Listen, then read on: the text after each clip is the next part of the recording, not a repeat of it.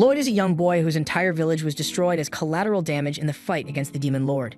You can tell by the look on his eyes that he has clearly seen some crazy trauma-inducing stuff, and when Merlin finds him standing there, she feels guilty because it was her carelessness that led to this destruction. To atone for her mistake, she decides to take Lloyd in and give him a new home with her. And while he's living with her, she also decides to train him in the ways of magic. The first spell she tries teaching Lloyd is the Flame spell, and her teaching method basically involves showing Lloyd the spell for approximately 3 seconds, and then telling him you won't get dinner today if he can't replicate the spell on his own.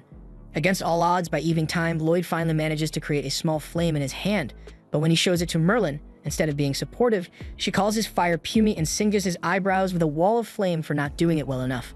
But she does let him have dinner since he learned the spell. The next day, Merlin switches training subjects and tells Lloyd he will be learning water magic today. She gives him a small demonstration and swipes her foot across the ground, creating a small spout of water. She then asks Lloyd to do the same, but after trying it, all he is able to do is make the ground a little wet, and he seems pretty proud of himself, but Merlin isn't impressed. So she pours a ton of water on Lloyd to show him what real water magic looks like. As time goes on, Lloyd's training continues with him doing his best to learn spells and Merlin punishing him for not doing it well enough. But as it turns out, her training methods are actually really effective because by winter time, Lloyd's skill with magic has improved so much that he can now create a snow sculpture of Merlin with a wave of the finger. It was a thoughtful gesture and Merlin does appreciate it, but she doesn't want to break character. So she takes control of the snow sculpture and grabs Lloyd with it while making it 30 feet tall to show him what real snow manipulation looks like. The snow then crumbles and Lloyd falls to the ground, but the two of them have a good understanding of each other by this point, so as soon as he digs himself out of the snow, he tells Merlin he will work harder on his magic, and she smiles in acknowledgement. More time goes by, and one morning, Merlin is laying on her couch with a massive hangover because she drank too much last night. Lloyd goes to check on her and asks if she's alright, but Merlin tells him she feels absolutely terrible. Lloyd wants to help, so he puts his hand on her forehead and activates his white magic to help her recover from her hangover, and after a few seconds, Merlin suddenly feels a lot better. She sits upright and hugs Lloyd while thanking him for healing her. But now that she's back on her feet, she says it's time for them to get back to his magic training, so she drags Lloyd outside again. Things go on like this for years, but one day Merlin receives a book in the mail that has her very concerned. Just then, Lloyd knocks on her door to tell her that dinner is ready, so she tells him she's coming and starts putting the book away. However, as she is doing so, she accidentally drops the book in front of Lloyd, so he bends down to pick it up, and as soon as his hands touch the book, all sorts of information floods his mind in an instant. Lloyd passes out from the sudden data dump, and when Merlin realizes what happened, she's astonished because Lloyd has the qualities of the Chosen One. She takes Lloyd to bed for now, but if he really is the Chosen One, then she can't let him make the same mistakes she did. She kisses his forehead and there's a faint glow left behind as she places a spell on him because she can't let Lloyd become overconfident in his power like she was. The next day, Lloyd's training continues and this time Merlin takes him out into the forest so he can practice his white magic. Lloyd uses it on a single fruit to make it grow ripe and juicy, and Merlin praises him for doing a good job, but she also wants to show him that he still has a long way to go. So she puts her hand on the tree and uses white magic to make the entire thing grow lush and green. Later that night, Merlin is helping Lloyd study and explains to him that there are some orcs who can use rare magic to control monsters. While reading, Lloyd notices something called ancient magic, but as soon as he mentions it, Merlin's mood shifts and she tells him he doesn't need to learn ancient magic. Some of Merlin's other lessons include learning how to summon your magic staff as quickly as possible, but since Lloyd didn't do it fast enough, she knocks him over with her own staff. She then tells Lloyd that he must never neglect his training, no matter how powerful he may become, and Lloyd promises to always remain diligent. The next lesson involves learning about magic stones, so Merlin explains that they are a crystallized form of magic, and its power can turn surrounding objects into magic stones as well. A few years go by, and one day during one of Merlin's lessons, she takes Lloyd out into the middle of nowhere, gives him a knife, and tells him he has to survive in this forest and make it home on his own. She then skedaddles before Lloyd can make any objections, so he really is stuck out here now. And as soon as Merlin is gone, a white wolf walks into view and immediately attacks Lloyd.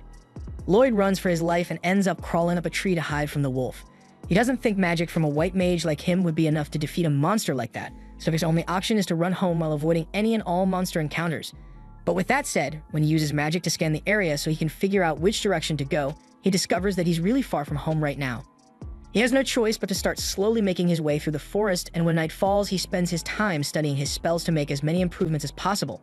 Several days go by like this, and at one point, Lloyd accidentally steps on a twig that alerts a giant spider to his presence. Lloyd starts panicking and immediately runs in the opposite direction, while using a haste spell to boost his speed enough to outrun the spider. Eventually, he manages to make it home in one piece, but he collapses from exhaustion right outside the door, and when Merlin sees him, she is really proud of him for making it back on his own. A few more years go by, and one day, while Lloyd is busy cleaning, he notices a book on Merlin's desk about a town. So he asks her if he can borrow the book out of curiosity, and she tells him he can have it. By this point, Lloyd has pretty much completed his training, so he doesn't have to deal with Merlin's constant lessons anymore, but now, every other day, she drags him off to help her develop new magic because Lloyd's talent for spell development is great, and he's glad she's treating him as an equal now. But he hasn't gotten any sleep in the past week because Merlin keeps making him stay up all night for the sake of magic research. He's starting to get sick of all the constant pressure, and he is still really curious about what town life is like, so he eventually makes a drastic decision. The next morning, Merlin heads up to Lloyd's room to ask for his help on some more magic research. But to her surprise, he is nowhere to be found, and judging by the book on his desk, she has a good idea of where he went. Meanwhile, Lloyd has just arrived in the town, and as he is walking through the streets, he is amazed by how busy everyone is. Since this is the first time he has ever been in a town, once he buys a piece of bread, he runs out of money entirely, so he realizes he needs to find a job soon. And as luck would have it, an adventurer recruitment poster blows straight into his face, so Lloyd decides to sign up for the position. All the while, a mysterious man has been following Lloyd, and he seems rather intrigued by Lloyd's choice. After Lloyd signs up to join the adventurers' party, he heads to the top of the castle with his new party to fight a giant cyclops. The leader of the party, Alan, asks the healer, Sheena, to heal him. But right when Sheena is about to do so, Lloyd casts his refined stat buff magic, so everyone feels better than ever. However, none of them realize that Lloyd was the one behind it since he didn't say anything. After the buff, the archer shoots the cyclops' eye, and the knight blocks one of its punches, and she is honestly shocked by how easy it was. However, Alan doesn't question his sudden boost in strength at all and proceeds to one-shot the Cyclops, while completely convinced that he did it on his own. But the knight seems to have noticed that Lloyd had something to do with their sudden increase in power. Anyway, now that the Cyclops has been taken care of, the party rides back into town, and Alan is being hailed as a hero because a Cyclops is apparently so hard to beat that no one else in town was able to do it. As expected, the reward for defeating the Cyclops was huge, but Alan only gives Lloyd 5 coins and says the low pay is because he's only a new D-rank adventurer. Lloyd accepts the money and doesn't complain, but when Alan suggests a toast to the party's victory, Lloyd excuses himself because he doesn't want to be involved. The party's mage gets offended that Lloyd doesn't want to drink with them, but Alan tells her it's fine since they can always hire another white mage, and it's not like he contributed much to the party's performance anyway. Meanwhile, back at Merlin's house, the man who was watching Lloyd earlier shows up, and Merlin asks him if he has any updates on Lloyd. Will tells her that Lloyd arrived in the town and has just joined the hero party, and Merlin is relieved to hear that Lloyd is safe. She figured it was about time for him to venture out on his own and experience the world, and as long as he doesn't become arrogant like she did when she was younger, she thinks he will be okay.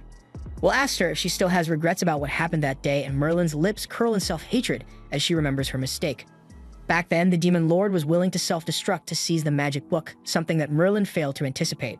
As a result, an entire village was nuked, killing everyone nearby in an instant, including Merlin. Fortunately, her party member, Sybil, was able to use powerful ancient magic to revive everyone who died to the Demon Lord's explosion, but it cost him his life, and Merlin has been blaming herself for it ever since. Back to Lloyd's adventures, he is still part of the hero party. Every time Alan or the others are struggling in combat, he always casts buffs on them to make their battles easier. Thanks to him, they have a near-perfect victory record, and everyone is always performing at top capacity, but none of them realize how much Lloyd is carrying the team. Later that night, Rena is reading up on defense when Alan stumbles into her room to see what she's up to. She tells him she's just curious about something, since the impact of monsters' attacks on her shield hasn't been as hard lately, and she doesn't understand why. Alan admits that he has been feeling it a lot stronger lately too, but he assumes it's just his natural talent at work. However, Rena reminds him that he hasn't been training much recently, so there's no reason for him to have suddenly gotten stronger. Meanwhile, out in the forest that night, a group of guards are finishing their nightly patrols when all of a sudden, one of them screams out in pain. The other looks up and sees this giant golem standing over him. And in that moment, he realizes that he's really going to die because of a minimum wage job. The next morning, the guard captain meets with Alan to ask for his help. He explains that the guards that were on night patrol yesterday were killed in brutal fashion. Alan immediately accepts the request since he thinks it should be easy enough to defeat a golem. Later that day, they head to the site of the attack, and thanks to Lloyd's tracking magic, they are able to locate the golem in a cave behind the waterfall. Since Lloyd is still supporting everyone, they are able to easily defeat the golem, but there's a demon nearby who creates another one from the rocks on the ceiling. Lloyd takes a closer look at the demon and realizes is using a staff with a magic stone to control the golem, and magic stones are very dangerous, so he needs to take charge and act quickly before anything goes wrong. He casts an accuracy buff spell and orders Lulu to fire an arrow at the demon. Lulu is a bit surprised by Lloyd's sudden order, especially since the demon is hiding behind a wall, but she does it anyway, and her arrow somehow manages to connect. Lloyd then orders Mia to teleport the staff over to him, and as soon as she does so, Lloyd casts a spell to seal its power. Alan is getting pissed by the fact that Lloyd is ordering the others around when he's supposed to be the leader, so he tries to assert his dominance by charging in to deliver the final blow on the golem. Lloyd doesn't want to let him die, so he casts a speed boost spell on himself and runs forward to push Alan out of the way before the golem could squish his head. However, Alan doesn't even acknowledge the fact that Lloyd just saved his life and yells at him for getting in his way. Alan then proceeds to finish the golem off, and when everyone gets back to town, he fires Lloyd for getting on his nerves. He also accuses him of slacking off and never doing anything to help the team, and because of all the years of Merlin telling him his skills weren't good enough, Lloyd naturally believes he must be the problem here. He agrees to leave the party without much of a fuss, and over the next few days, he tries to find a new party to join, but it's really difficult since most parties are already full and white mages aren't in high demand. However, as luck would have it, a girl named Yui happens to really need a white mage, so as soon as she finds Lloyd, she grabs his hand and begs him to join her party. Yui drags Lloyd off to meet her party members, and they are surprised that she's back so soon. They assume she wasn't able to find a new white mage for their party since it'd be practically impossible to find one on such short notice. But to their surprise, Yui points to Lloyd and says he will be joining their party. There's just one problem with that though. Yui dragged Lloyd here without explaining anything to him, so he never agreed to join their party in the first place. The others had a feeling it was too good to be true, so they tell Yui they should just give up on the quest they were supposed to take on since they can't handle it without a white mage, and there's no guarantee that Lloyd would be strong enough to replace Clum in the first place. Everyone seems to agree that taking the quest as they are now is too risky, but Yui doesn't want to let their client down because she really needs help. Lloyd doesn't know all the details here, but he can tell that the quest is important, so he asks if they can just let some other party handle it instead. However, they tell him that there's no one else available to do it. The quest is A-rank difficulty, so only parties that are A-rank and above are allowed to accept the quest, but all the A-rank parties in the capital are already out on other missions, so no one's available. Yui's party is S-rank, so they meet the requirements for the mission, but since their usual white mage is gone, they would need to find a replacement. Unfortunately, according to the guild's rules, parties are only allowed to work with people who are registered as official members, so they can't just borrow a white mage from another party, and finding one who is unaffiliated on such short notice is pretty much impossible. Lloyd would love to help them, but he genuinely thinks he isn't strong enough to be of any help to an S-rank party. However, before he can say anything, Yui asserts that everything will be fine as long as they have Lloyd on their team. They end up taking Lloyd out into a field because they need to assess his abilities before he can join their party, but again, Lloyd never actually agreed to any of this. They end up taking him out into a field and Yui asks Lloyd to give them a demonstration of his power, but he is worried that his abilities will probably be disappointing to them since they are S-rank just like his master. Daggers tells Yui that it's not fair to put Lloyd on the spot like that and ask him to display his power, but if she's going to hold a test, she should at least specify what spell she wants him to use. Daggers has a point, so Yui tells Lloyd that he needs to cast enchantment magic on all of them, but Lloyd is shocked because that sounds way too easy to be an S-rank party test. Just to confirm, he asks her if she really just wants him to cast enhancement magic on everyone here, and Yui tells him he's right, but she wants him to cast it on all of them at once. This confuses Lloyd even more because he has cast enhancement magic on multiple targets several times, and it's barely even an inconvenience for him. So how could something like this be a test? At first he thinks there must be some hidden requirement they aren't telling him about, but nope.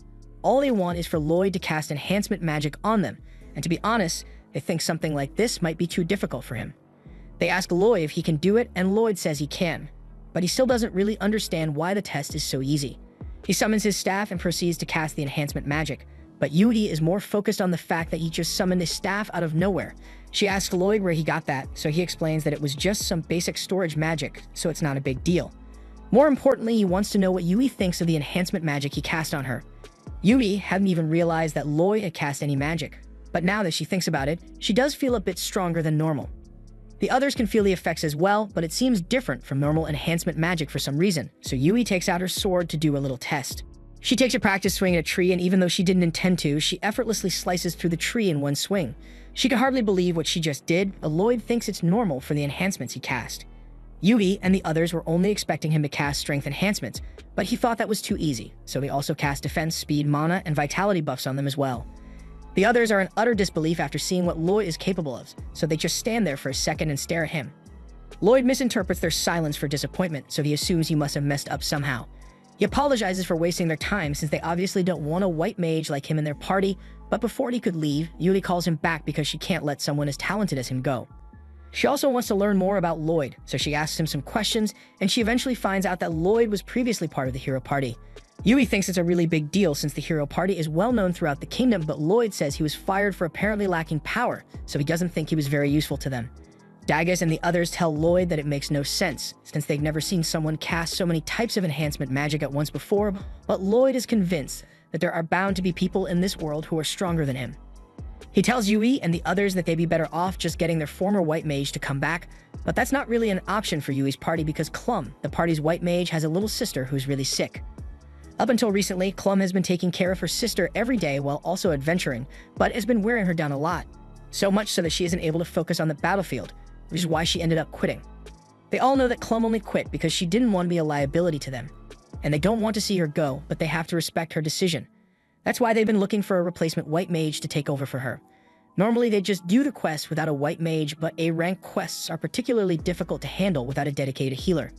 Lloyd can tell that everyone cares about Clum a lot, and he'd like to help them out if he can, so he asks them what Clum's sister is sick with. Yui doesn't know much about it, but she does know that it's an illness that's turning Clum's sister's body into magistones.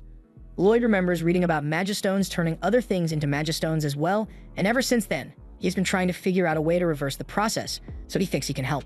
He asks Yui to lead him to Clum's house, and a little while later, they arrive at her house. Clum is surprised to see Yui and a stranger here, but she lets them in so they can chat. Lloyd apologizes ahead of time because what he's about to ask might be rude, but he wants to know every detail about how Clum's sister got sick. Clum doesn't mind filling him in on what happened, so she explains that she and her sister, Sylvie, used to adventure together all the time, but during one particular quest, Sylvie got injured, and she's been unconscious ever since. Yui asks if it was a monster that injured Sylvie, but honestly, Clum has no idea what actually happened because Sylvie had already collapsed by the time she was found. Lloyd asks what symptoms Sylvie is suffering from, but Clum thinks it would be much quicker to just show him what happened instead. She leads Yui and Lloyd to the door to Sylvie's bedroom, but she warns them to brace themselves because they may not be ready for what they are about to witness. As soon as Clum opens the door, Lloyd and Yui are hit with a wave of unpleasant mana, and it's all coming from Sylvie. Clum takes the covers off Sylvie's body and reveals that her arms and feet have already begun to transform. This is the first time Lloyd has actually seen the effect of magic stones on a person, and he is shocked by how bad it actually is. Sylvie's mana has gone out of control for some reason, and it's causing her body to transform bit by bit, so it's only a matter of time before she is entirely consumed by the magistones. Lloyd asks Clum to let him take a look at Sylvie, since he has something he wants to try, and if his hypothesis is correct, then he might be able to cure Sylvie. Clum finds it hard to believe that Lloyd would be able to cure Clum when all the best healers in the country could do nothing for her. Lloyd tells her that Sylvie's sickness is likely the result of her being pierced by high-purity magistones. He asks Clum if the cave Sylvie got hurt and had a high mana density, and Clum confirms that he's right. In fact, the quest they were on that day was to gather magistones from the cave, so that might have something to do with it. Lloyd asks her to show him where Sylvie's wound is, so Clum points at it, and just as Lloyd had expected, a magistone must have entered Sylvie's body through her wound, and the magistone's mana is what's transforming her. So far, all of Lloyd's deductions have been correct, so Yui asks Clum to put her faith in him so he can perform the operation to save Sylvie's life. Once everything is ready, Lloyd casts a spell and begins draining mana straight out of Sylvie's body, but absorbing all that dark energy is really taking a toll on him. Sylvie's illness was caused by her mana going berserk after being afflicted by a magistone, so if Lloyd wants to turn her back to normal, then he needs to remove as much mana as possible from Sylvie's body. But he also needs to make sure he doesn't accidentally kill her from mana depletion, so he plans to heal her while simultaneously draining her mana. He begins casting the spells, but Clum doesn't recognize the heal spell that Lloyd just used, so she asks him if there's anything different about it. Lloyd explains that he needs to do something with all the extra energy he's getting from Sylvie's body, so he's going to use an inferior heal spell to burn it since the version of the heal spell consumes a lot of mana. Yui doesn't know much about white mage lingo, so she asks Clum if what Lloyd is doing is impressive. However, impressive doesn't even begin to describe what Lloyd is doing. He's using a spell they designed on his own, and he's casting 2 types of magic alone, which is already impressive, but he also has more willpower than any normal person. As Lloyd continues healing, the Magistone transformation on Sylvie's body begins to regress, and by the time Lloyd is done, she has finally returned to normal. That took a lot of effort to pull off, so Lloyd is winded now that he has completed it. Before long, Sylvie finally wakes up, and Clum is brought to tears at the sight of her little sister awake and alert again. Clum thanks Lloyd and Yui for everything they have done for her, but once Sylvie is back to full health, she plans to go adventuring with her again.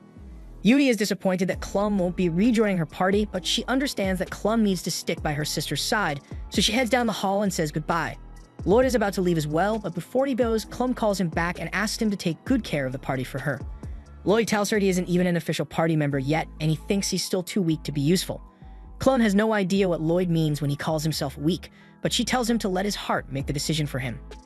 Later that evening, Yui and Lloyd tell all the others about Sylvie being cured, and they all praise Lloyd for his hard work.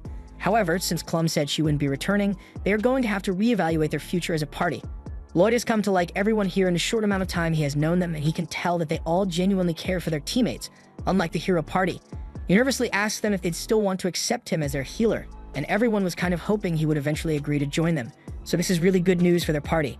To celebrate Lloyd officially joining their party, Yui tells him he can eat as much as he wants tonight because they'll cover the bill, and that's the nicest thing anyone has done for Lloyd since he came to this city. He digs in and starts devouring plate after plate of food because it tastes incredible to him. But the others don't understand why he's praising the food so much because this is pretty average for the city. Lloyd can't believe such complex flavors are considered average here, and it makes him start to question the food he ate as a child. The others ask what kind of food Lloyd used to eat, so he explains that he just ate whatever mushrooms or herbs his master grew in the garden with some meat hunted from the forest. But his master had the cooking skills of someone who considers salt spicy, so the food she made was always bland. Yui asks Lloyd to tell them what kind of person his master is because cooking skills aside, if she was able to teach Lloyd such impressive magic, then she must be amazing. Stilika asks if Lloyd's master is a white mage like him, but Lloyd never really thought to ask before he left home, so he isn't sure. But if he had to guess, then he'd say she's a combat-oriented mage with how often she caused explosions. Stilika is surprised that Lloyd's master was able to teach him white magic even though she isn't a white mage, and if possible, Stilika says she would like to train under Lloyd's master as well. But Lloyd immediately shuts her down and says she's much better off not meeting his master. After all the pain he had to suffer during Merlin's training, he wouldn't wish such torment on even his worst enemy. But that's not to say that he doesn't like his master. She was strict with her lessons, but she was also very kind at times, so he knows she cares about him.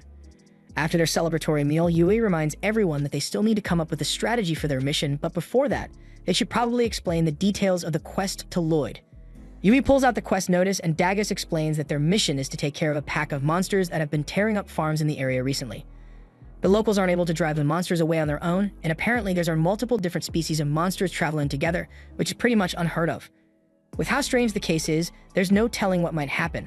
But as adventurers, Yui believes it is their job to help the people who are in danger, and Lloyd agrees with her. As for their plan of attack, Yui and Dagus won't be very useful in a fight against a large mob of monsters, so they are going to have to rely on Silika's AoE magic to defeat the beasts.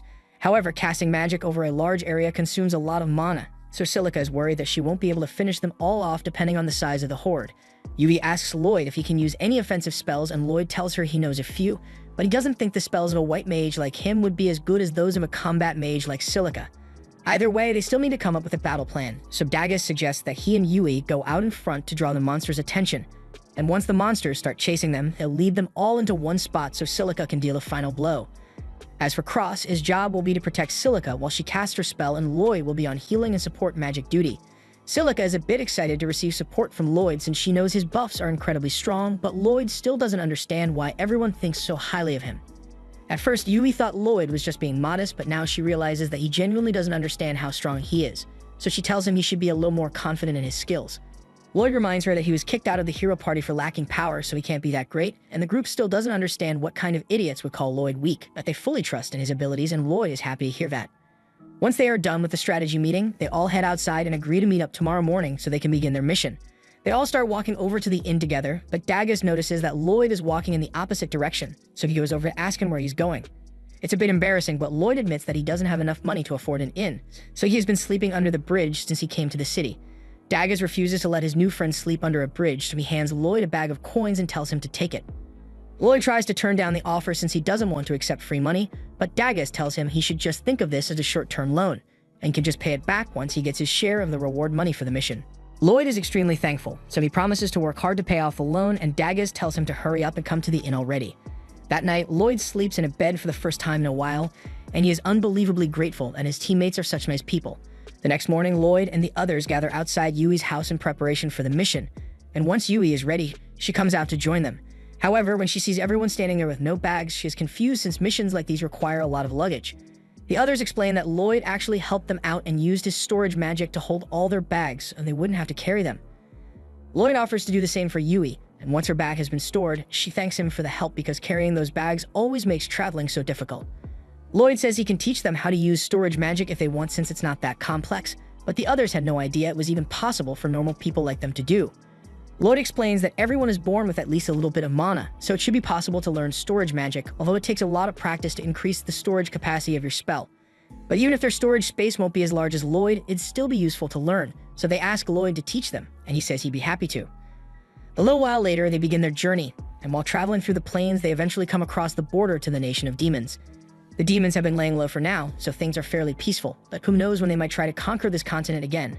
Meanwhile, out in the forest, there is a cloaked man performing some clearly evil voodoo, and it's definitely going to cause some problems later on.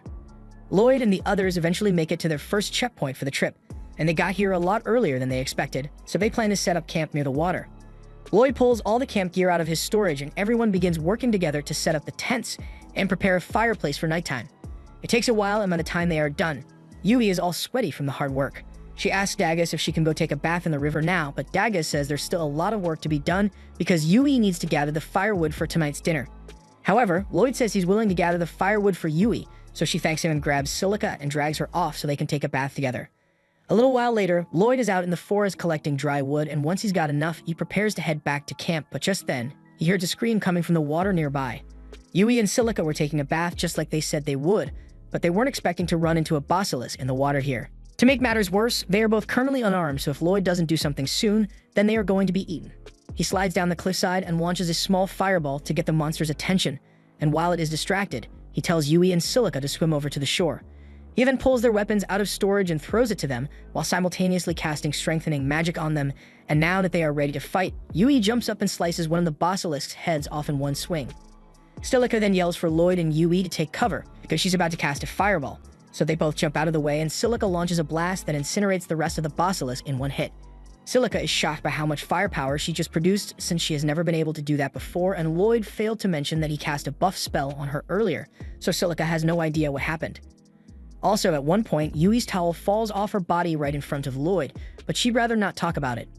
Back at camp to take her mind off it, Lloyd decides to start teaching everyone how to use storage magic, and he basically tells them they need to use their hands to open a hole in space so they can store their stuff. It's nowhere near as easy as Lloyd made it sound, but they decide to give it a try anyway. Unsurprisingly, none of them are able to make it work, and Lloyd thinks it's because he's a bad teacher, but Dagus assures him that his explanations were perfect. It's just going to take a while for them to figure it out since they are beginners. Just then, Silica comes up with the bright idea of chanting storage, and when she does, her storage space actually opens up, so the others realize the mistake they made. They had been trying to cast the spell silently, since that's what Lloyd always does, but they aren't Lloyd. They all try doing it with incantations this time, and eventually, they are all able to get their storage spaces to work, although they still need a bit of practice. Later that night, after everyone has had dinner, Lloyd is sitting by the fire when Yui comes over to talk to him. She tells Lloyd she wants to thank him for joining the party, but Lloyd says there's no need since he was looking for a party to join anyway. Yui still feels a bit guilty because she did kind of pressure him into it, but Lloyd knows she was only being pushy because she was eager to get this quest done. Speaking of which, Lloyd asks her why she is so personally invested in this quest, because he thinks it's strange when she has no connection to the area that's under attack. Yui explains that it reminds her of her hometown because when she was a child, her village was attacked by monsters. She was the sole survivor of the incident, and it left her with lifelong trauma, so she can't just stand by while the same thing happens to another village. Just then, Lloyd hears a strange sound nearby, so he tells Yui to go wake the others up because they need to move. A few moments later, a large group of average-sized spiders come marching through the forest, and at first the group manages to stay hidden to avoid a confrontation. But then Yui accidentally steps on a twig, alerting all the spiders their presence. They'd all pull out their weapons and prepare for a fight, but almost immediately, one of the spiders managed to get a hold of Silica's wand and throws it up into a tree so she won't be able to cast any more attack spells. The situation is getting serious, so Lloyd takes charge and tells everyone he has a plan. First, he casts enhancement magic on everyone to make them stronger and sends Yui out to hold the spiders off, after which he asks Cross to go retrieve Silica's staff from the tree. Once the staff is back in Silica's hands, Lloyd instructs Silica and Cross to combine their attack to finish the spiders off. Lloyd's plan worked perfectly, and he is glad that everyone is safe, but he is worried he might have stepped out of line by yelling out orders like that. Lloyd apologizes for giving out orders when he's not the leader, but none of them care about that since Lloyd is knowledgeable, so his orders were actually really helpful. And to be honest, they'd appreciate it if he took over command next time they get themselves in a situation like that. The next morning, everyone packs up their camp gear, and after storing it all away, they get ready to continue their journey.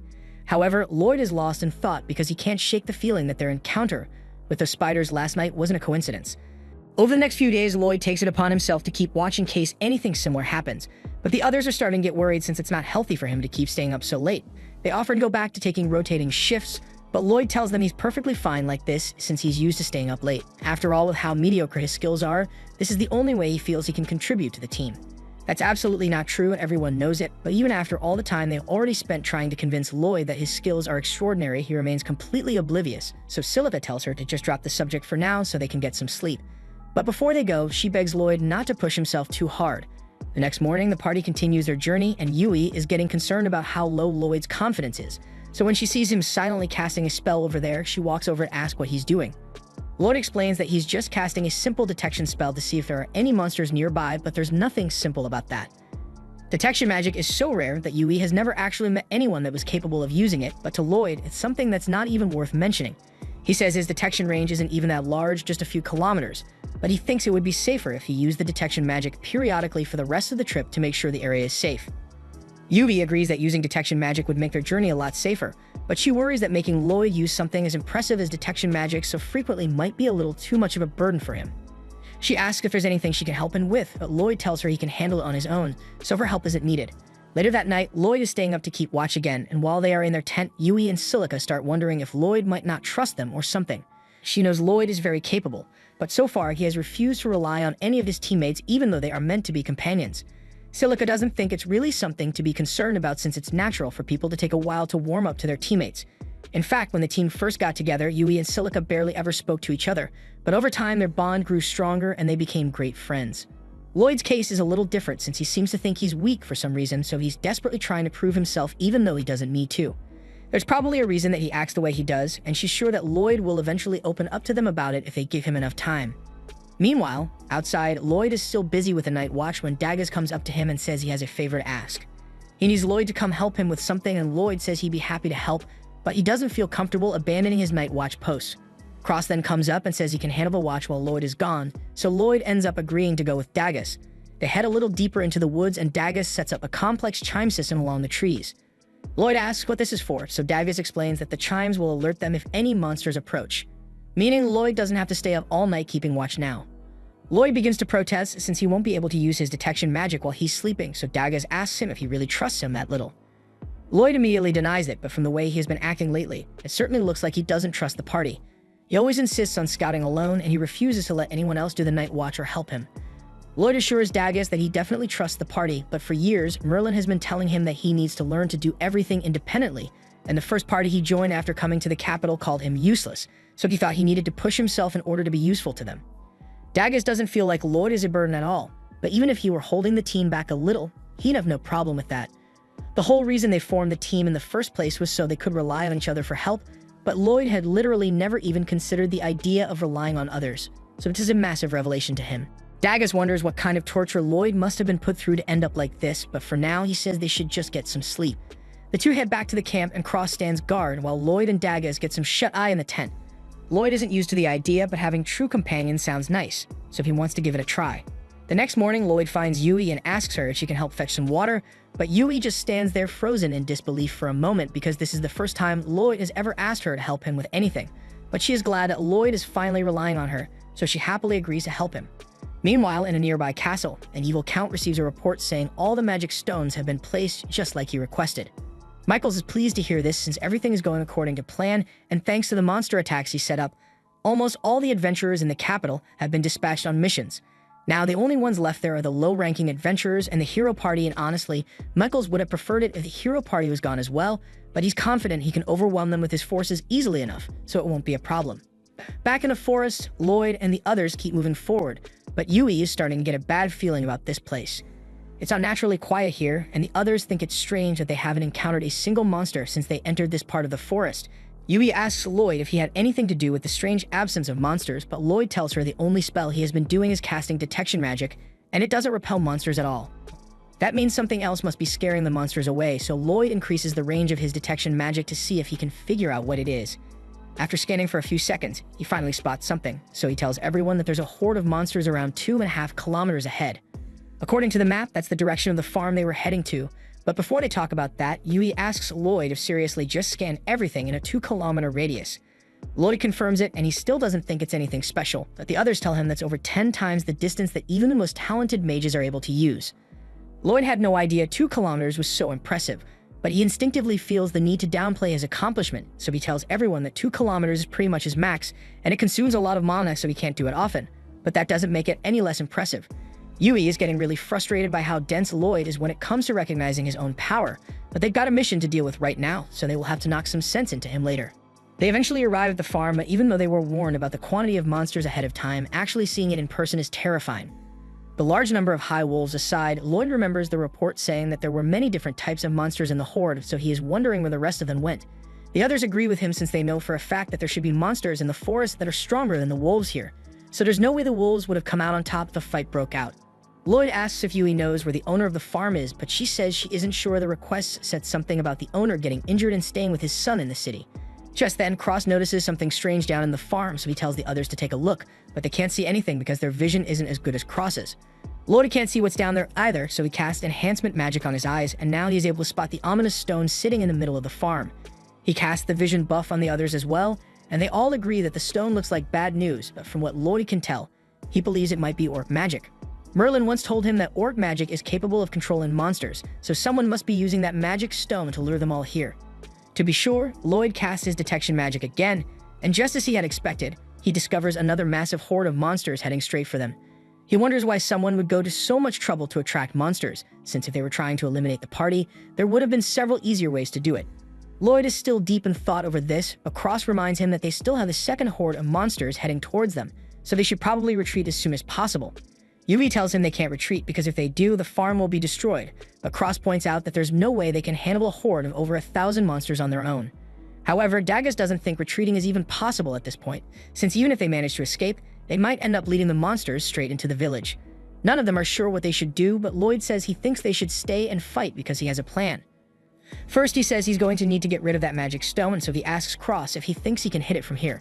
Cross is an amazing marksman, so he is confident that he can aim well enough to hit the stone, but it's pretty far away, so he's not sure if he will have enough power to destroy it in one shot. Lloyd says that's fine, since if power is the only issue, he can compensate for it with his enhancement magic. Cross takes aim, and just before he shoots, Lloyd casts 3 layers of enhancement magic on him at the same time, allowing the arrow to fly all the way over to the magic stone and shatter it in one go. Cross is amazed that he actually made the shot, so he asks Lloyd what he did, and Lloyd explains that he just cast enhancement magic on Cross, his bow, and his arrow at the same time to pack as much force into the shot as possible. If it wasn't already clear, that's not something people are normally able to do, but Lloyd is as oblivious as ever, so doesn't think it's something worth praising him for. Anyway, now that the magic crystal has been destroyed, all the monsters start attacking one another because they are no longer being mind-controlled, and even if they don't completely wipe each other out, Lloyd thinks this should reduce their numbers by a lot. As for the other horde, Lloyd was kind of hoping they'd stop charging once the crystal was destroyed, but he had no such luck. Everyone gets into position as they wait for the monsters to arrive, and they start losing their nerve when they see the sheer number of monsters heading their way, but Lloyd tells them they need to wait for the monsters to get closer before they attack.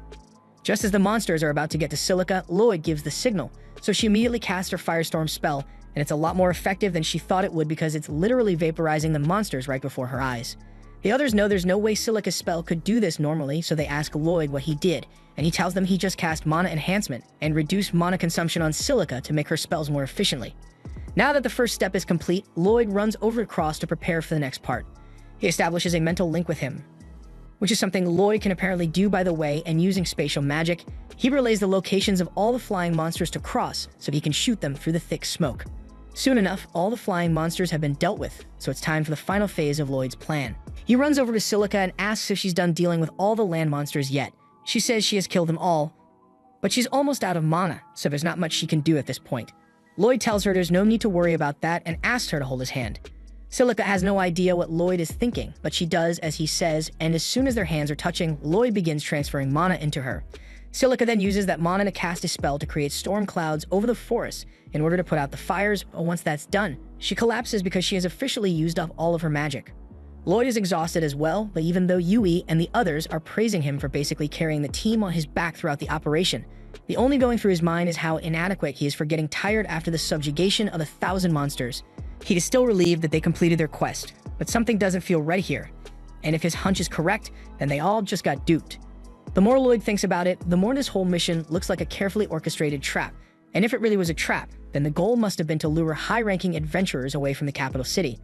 Lloyd believes that means someone planned to compromise the city's defenses so they could attack it without much resistance, but the others remind him that the hero's party and the knights are still present in Ishtar, so it's not like the city is completely defenseless. With that said, if the warning is coming from Lloyd, they know better than to ignore it, so just to be safe, Yui suggests they should all head back to the city to make sure everything is still okay there. Lloyd agrees with her, so without saying a word, he casts speed boost on everyone and starts running back to town. The others see Lloyd zooming away, and they don't understand how he is moving so fast, but then they start moving just as fast as him, so they realize he must have done something. They ask him for an explanation, so Lloyd tells them he just boosted everyone's speed, so they'd be able to get back to the city quicker, and they all appreciate it, but Lloyd could stand to announce his spells a little more often so his contributions don't go unnoticed. While Lloyd and the others are racing back to the city, the Count is sitting at his desk with a glass of what I hope is red wine when General Grist comes in. Grist asks the Count how things have been going with the plan, and the Count explains that he is almost ready for the attack, and it's all thanks to that girl that Grist kidnapped because she has been extremely useful. In fact, the Count has a lot of things he wants to test out on her, and he will have all the time in the world to do that once the city of Ishtar has fallen. Grist gets the feeling that the Count is plotting something really messed up, but he decides not to question it since the Count was once the right-hand man of the Demon Lord, so his skill isn't something to be questioned. Meanwhile, the girl is locked up in the Count's dungeon, and every so often he brings her some magic potions and proceeds to harvest her magic in order to create those beast-attracting magic crystals that he has been using. And it has already happened so many times that the girl has lost the will to fight back. Back with Lloyd's group, they've just crossed a large grass field, and they are on track to make it back to the city in no time, but Silicate is starting to worry about Lloyd's health since it must be really difficult to maintain speed enhancement magic for such a long time. Lloyd doesn't know what she's talking about since once you get used to it, you can cut down the mana consumption of enhancement magic by a lot, so it barely takes a toll on him. The others ask what he means by getting used to it, so Lloyd explains that when he was younger, Merlin dropped him off in the middle of the forest and left him there until he could find his way home on his own. Of course, as a white mage, Lloyd couldn't defeat the monsters alone, so all he could do was cast support magic on himself and run away to survive. As a result, he tried all kinds of magic constantly before he finally made it home. The others are shocked by what Lloyd had to go through, but he says he's sure it's just a common training routine, so it's nothing special. Yui and Silica pause for a second after what Lloyd just said, and they are surprised they have to tell him this, but legal guardians usually don't drop their children off in the woods to fend for themselves. They were trying to be as clear as possible, but Lloyd somehow interprets this to mean that normal children have to go through much worse for training, and he takes that as proof that his skills must be inadequate. Once everyone is done resting, Lloyd casts the enhancement magic on them again, and they continue their run to make it back to the city. But along the way, Lloyd suddenly stops dead in his tracks, causing everyone to fall over. They all ask Lloyd why he stopped so abruptly, so he explains that he just sensed something up ahead with his scan, and he isn't sure what it is. Silica asks if it's a monster, but Lloyd doesn't think that's it. If anything, it's more like a hunter looking for his prey, but Lloyd can't be sure unless he sees it up close, so he tells the others to go on ahead without him while he checks it out. Yui immediately objects to this because Lloyd has no idea what he's walking into, and if he ends up having to fight something dangerous, he wouldn't be able to do much on his own. Lloyd admits that she's right, and everyone else chimes in saying they are all party members, so it's only natural that they investigate together, and Lloyd appreciates the fact that they care about his safety so much. Lloyd leads them all to the source of the disturbance, and now that he is closer, he can say with certainty that there are demons inside that house. When Yui hears Lloyd mention demons, she asks him if he's sure, since demons are usually only found in the Megocracy. Demons have been trying to take over this continent for ages, but right now, they should be prohibited from entering the continent's 3 major nations. The others look at Lloyd with a puzzled look on their faces because everything that was just said is common knowledge, but he's acting as if he is hearing it for the first time. Lloyd is a little embarrassed to mention this, but he admits that he doesn't have any memories from his childhood. In fact, his earliest memory is from the day Merlin took him in, and by then, the war was already over. Anyway, if there really are demons here, Dagus thinks they should go report it to the City Knights as soon as possible, and Lloyd agrees, but before that, he would like to gather a little more information first. The others tell him it'd be too risky to get any closer right now, and Lloyd is aware of the dangers, but the mana he is sensing from inside that house is similar to the mana from the magic crystal that attracted all these monsters, so it stands to reason that the demons in there are connected to the mastermind behind the plot to attack the city. If that's the case, then Lloyd thinks gathering more information is worth the risk, and Yui agrees with him. So she convinces the others that it is their duty as adventurers to protect the people, and the demons most certainly pose a threat to the people. Besides, if they are lucky, they might be able to prevent the attack on Ishtar altogether if they stop the demons here, so they might as well try. However, when they walk up to the house's window and peek in, they are shocked to find out that it's completely empty. Lloyd does another scan to be sure of a location, and he figures out that the demons are underground and they look like they are up to no good, so he asks Silicate if she can use earth magic because that's the only way they can get down there. Silica confirms that she can use earth magic, so Lloyd casts enhancement magic on everyone, and she uses her sand pit spell to form a hole in the ground, causing them to fall on top of the demon's ritual.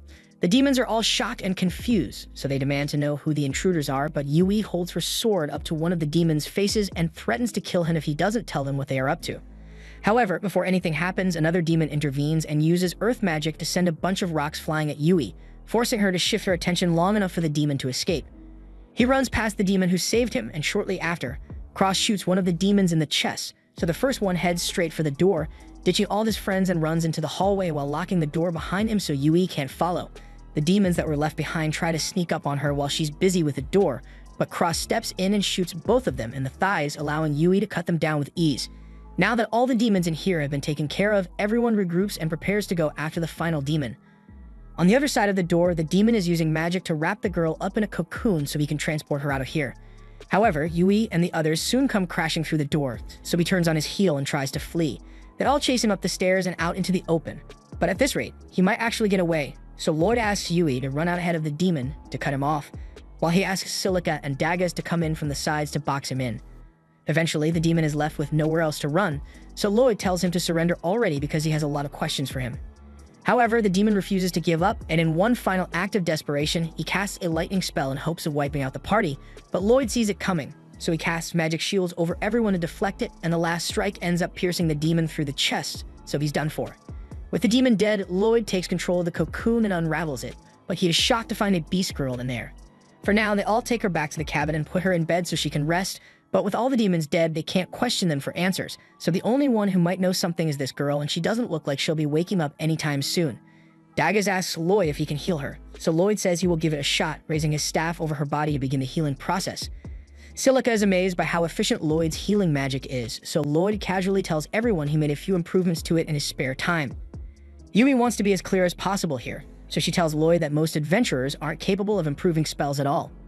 In fact, it is almost unheard of for people to even tweak their spells, so what Lloyd has been doing is truly incredible. Lloyd had no idea tinkering with spells was such an extraordinary skill, since Merlin would often force him to help her refine her spells, but at least he understands Yui's point well enough to not downplay his talent this time. Soon after, the girl begins to stir in bed, and as soon as her eyes open, Yui starts bombarding her with questions because there's a lot of stuff she wants to know. The girl barely has enough time to respond to all the questions, but she manages to tell Yui that her name is Claire, so they are making progress. Lloyd decides to handle the questioning from here, so he asks Claire if she knows why she was imprisoned by the demons.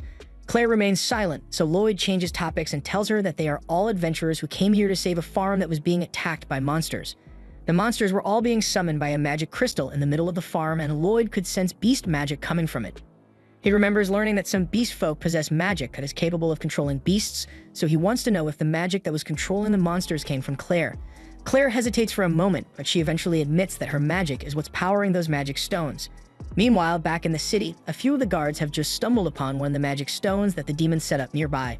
But it's too late to do anything about it because monsters have already begun appearing, and it won't be long before the entire city ends up being overrun.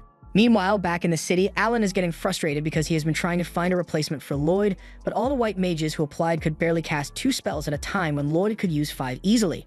Rena tries to tell him that Lloyd might have been a special case, but Alan refuses to believe that because his pride won't let him accept that he was wrong. Instead, he comes to the conclusion that all the white mages in the city must be even more useless than Lloyd was, so they just need to keep recruiting until they find a useful one. Just then, a member of the Imperial Guard enters the room, and he comes bearing bad news. He informs the party that monsters have been spotted outside the city, and there are over 10,000 of them, so the king would like the hero party to assist in defending the city. Alan still thinks he and his party are the strongest there is, so he agrees to the mission without giving it much thought. And seeing how laid back Alan is about the whole situation, the guard breathes a sigh of relief because he must really know what he's doing. But spoiler alert, he has absolutely no idea what he's doing.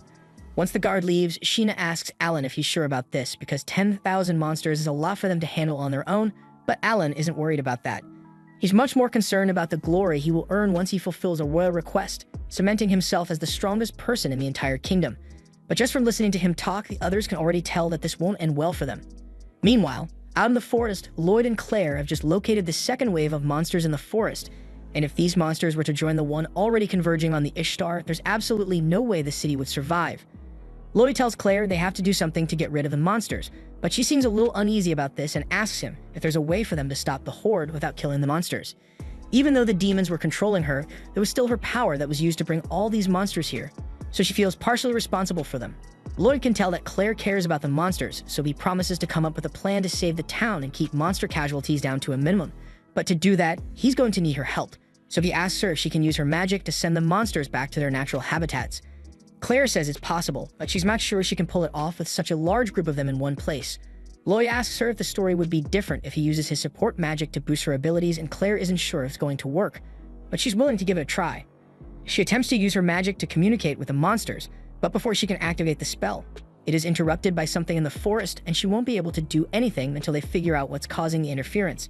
Meanwhile, in the guild, Alan has called a meeting with all the adventurers left in the city, but he is disappointed by how weak everyone here is.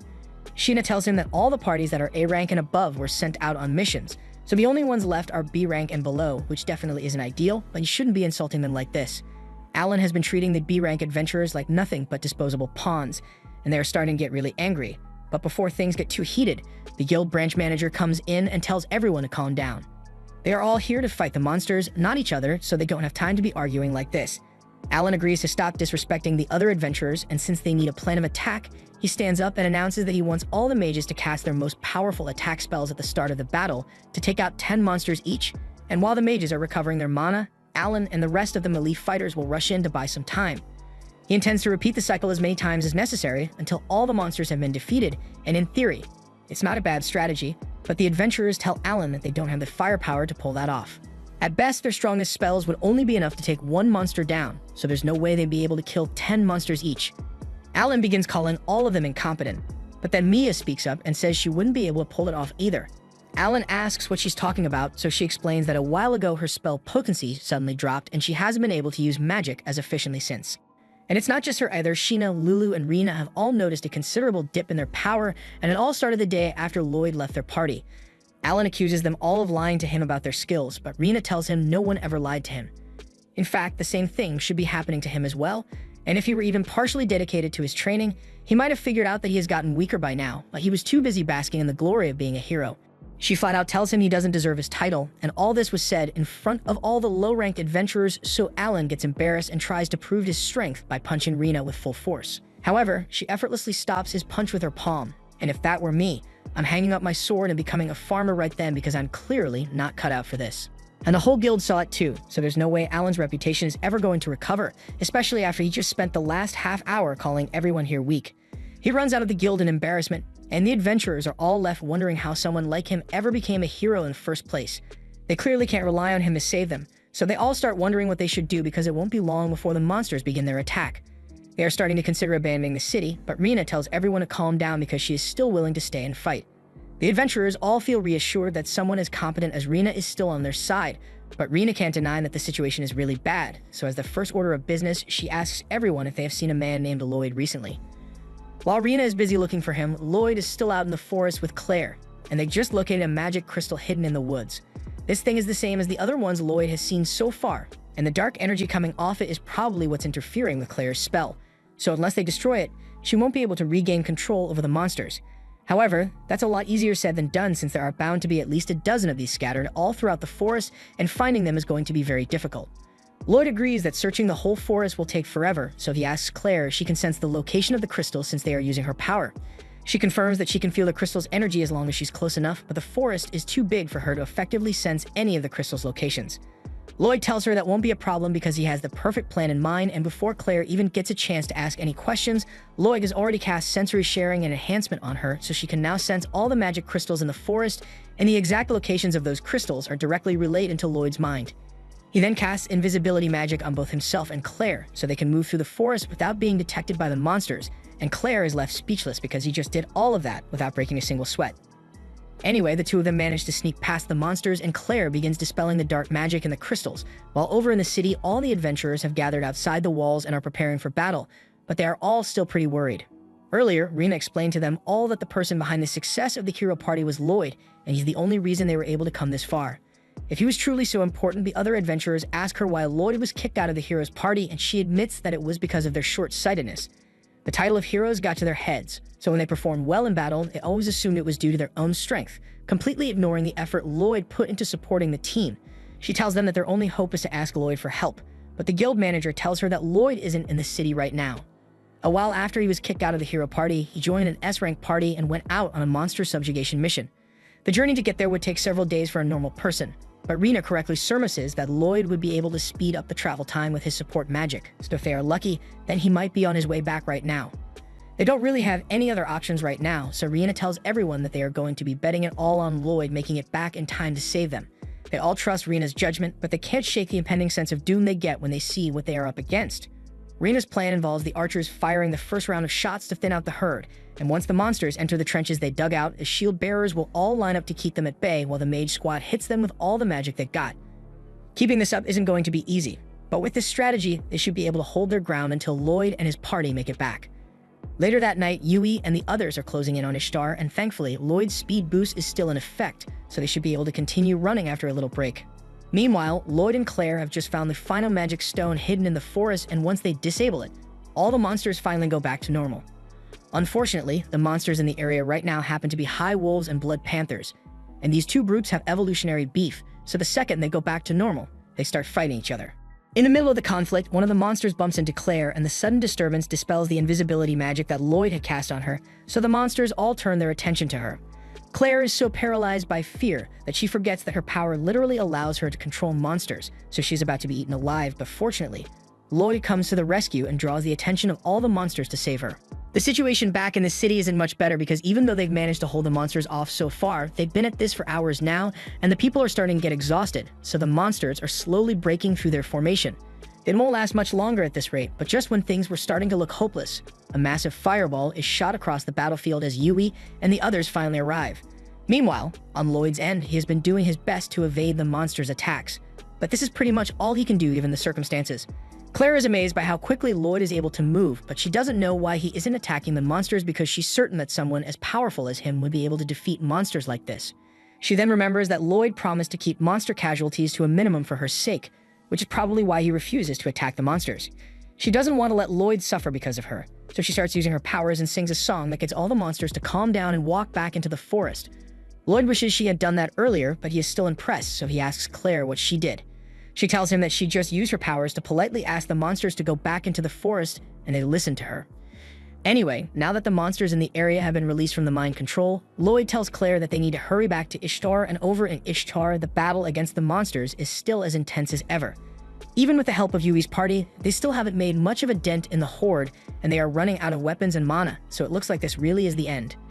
Rena urges everyone not to give up because she's sure they'll find a way to win eventually, but the front lines have already been breached and people are being injured left and right. They managed to hold out until morning, but by then, all their defenses have been completely destroyed, so the guild manager fears this might be the end of the city of Ishtar.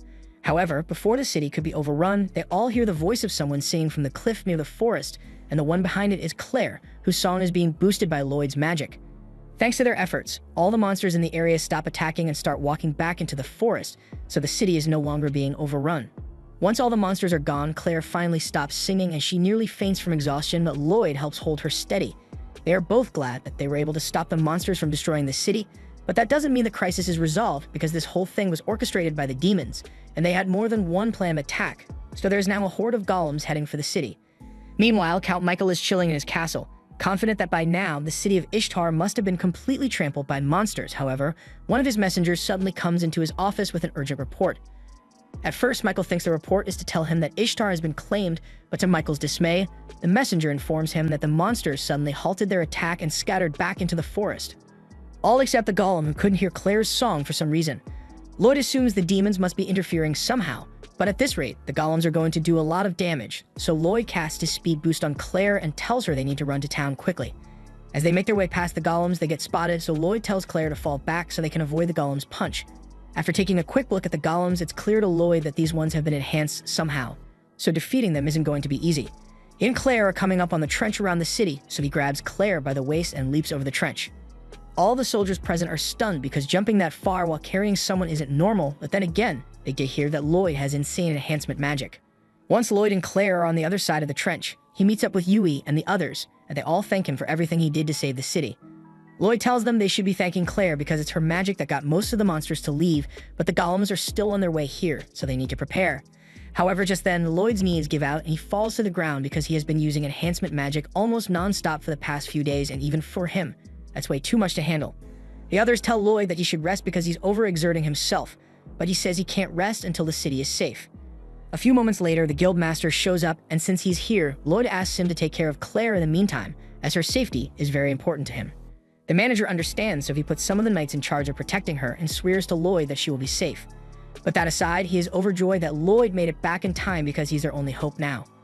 Lloyd is confused when he hears that because he thought the hero party was still in town, but then Rena shows up and tells him that Alan refused to join the fight.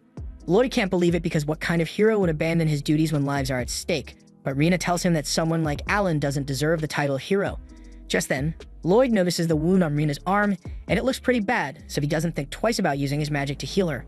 The guildmaster is amazed that Lloyd was able to heal Rena so easily, but he nearly faints as a result because he's already running low on mana.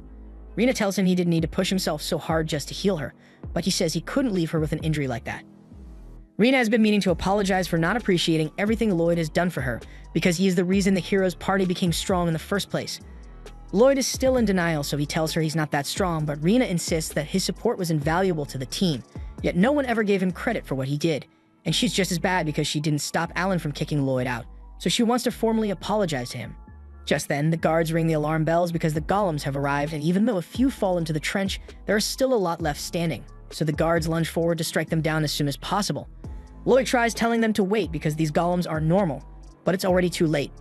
The guard's sword shatters as soon as it touches the golem, and while he's standing there in disbelief, the golem proceeds to lay him out with a right hook.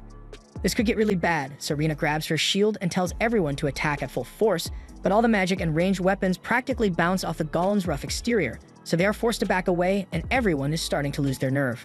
If they don't do something soon, the city might end up getting destroyed anyway, so Lloyd tells Yui that he's going to cast enhancement magic on everyone here.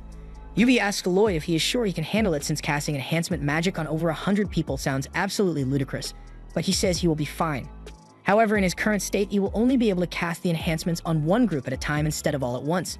Lloyd begins casting his spell, and once he is done, he loses strength in his legs because he's running dangerously low on mana. He tells the others he just finished casting strength boost on all the front lines and mana boost on all the mages. He also used enhancement magic on the 4 of them too, but they have to hurry because he's not sure how long the effects will last with him like this. Yui understands, so as the golems continue their approach, she gets on top of one of the towers and yells out to everyone on the battlefield, telling them that Lloyd has just cast enhancement magic on all of them, so he should be able to fight the golems now. Understandably, the soldiers find it hard to believe that Lloyd really cast magic on all of them so quickly, so they are hesitant to act. But when one of them is about to be crushed by a golem, Rena runs in and blocks the hit, after which Yui jumps down from the tower and slices the golem in half. With the first golem defeated, Rena raises her shield and tells everyone that this is proof that Lloyd's enhancement magic is effective, and now that everyone has seen proof, they realize that they do feel a lot stronger than they did a moment ago, so with Lloyd's help, they might be able to win after all. Meanwhile, Lloyd asks Cross to go assist the magic unit in the rear while Daggers and Silica should head to the front lines as soon as possible. As for Lloyd, he's on the verge of collapse, so one of the guards runs up to help him stand and leads him to the fort so he can rest. Thanks to the boost from Lloyd's magic, adventurers are now tearing through the golems one after another, and Lloyd is cheering them on from one of the towers. But just as they are about to defeat the final golem, the enhancement magic suddenly wears off, so the adventurers are once again powerless against it. It may just be a single golem, but if none of their attacks are able to stop it, then if it makes it into the city, it will wreak havoc. Yui runs out in front of it to block its path, and just as it's about to strike, Rena pushes her out of the way so Daggers can block the punch. However, they won't be able to stall it for much longer like this, so Lloyd knows he needs to do something to help. His mana reserves are almost completely dry by this point, but he somehow manages to scrape together enough energy to enhance Yui's sword. Yui realizes what Lloyd did, so she asks Daggers and Rena to cover her for a moment. The two of them raise their shields as Yui grabs her sword, and just as they block the golem's punch, Yui seizes the opportunity to run up its arm and slice its head off. With that, the city of Ishtar has been saved, and Lloyd breathes a sigh of relief because he can finally rest now. Over in Michael's castle, the general barges in because he just found out that the beast girl they captured for their plan has escaped, and he wants an explanation. However, once Michael realized that the attack had failed, he knew the general would be upset, so he packed his bags and dipped. The general flies into a rage over this, and after he's done trashing Michael's office, he decides that he's going to kill the person who interfered with his plans. Meanwhile, back in the city, Lloyd wakes up in an inn, and shortly after, Yui comes to check on him. She's glad to see that he's awake since he was so exhausted that he has been asleep for a whole day. The first thing Lloyd does is apologize because he blames himself for not being strong enough, but Yui is getting sick of how much Lloyd undervalues himself, so she tells him to come with her because there's something he needs to see. She leads Lloyd to the front door, and when she opens it, Lloyd sees a huge crowd of people gathered outside waiting for him. He freaks out and closes the door because he's never had such a large crowd call his name before, so Yui tells him they are just here because they want to thank their savior, and it's rude to slam the door in their faces, so he should go out and greet them properly. However, by the time she opens the door again, Lloyd has already jumped out a window, and he is currently circling the block to avoid the crowd. Meanwhile, back over at Merlin's house, Will goes to pay her a visit, but just as he is about to open the door, a huge explosion goes off.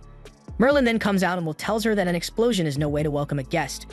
But in her defense, she thought he was an intruder.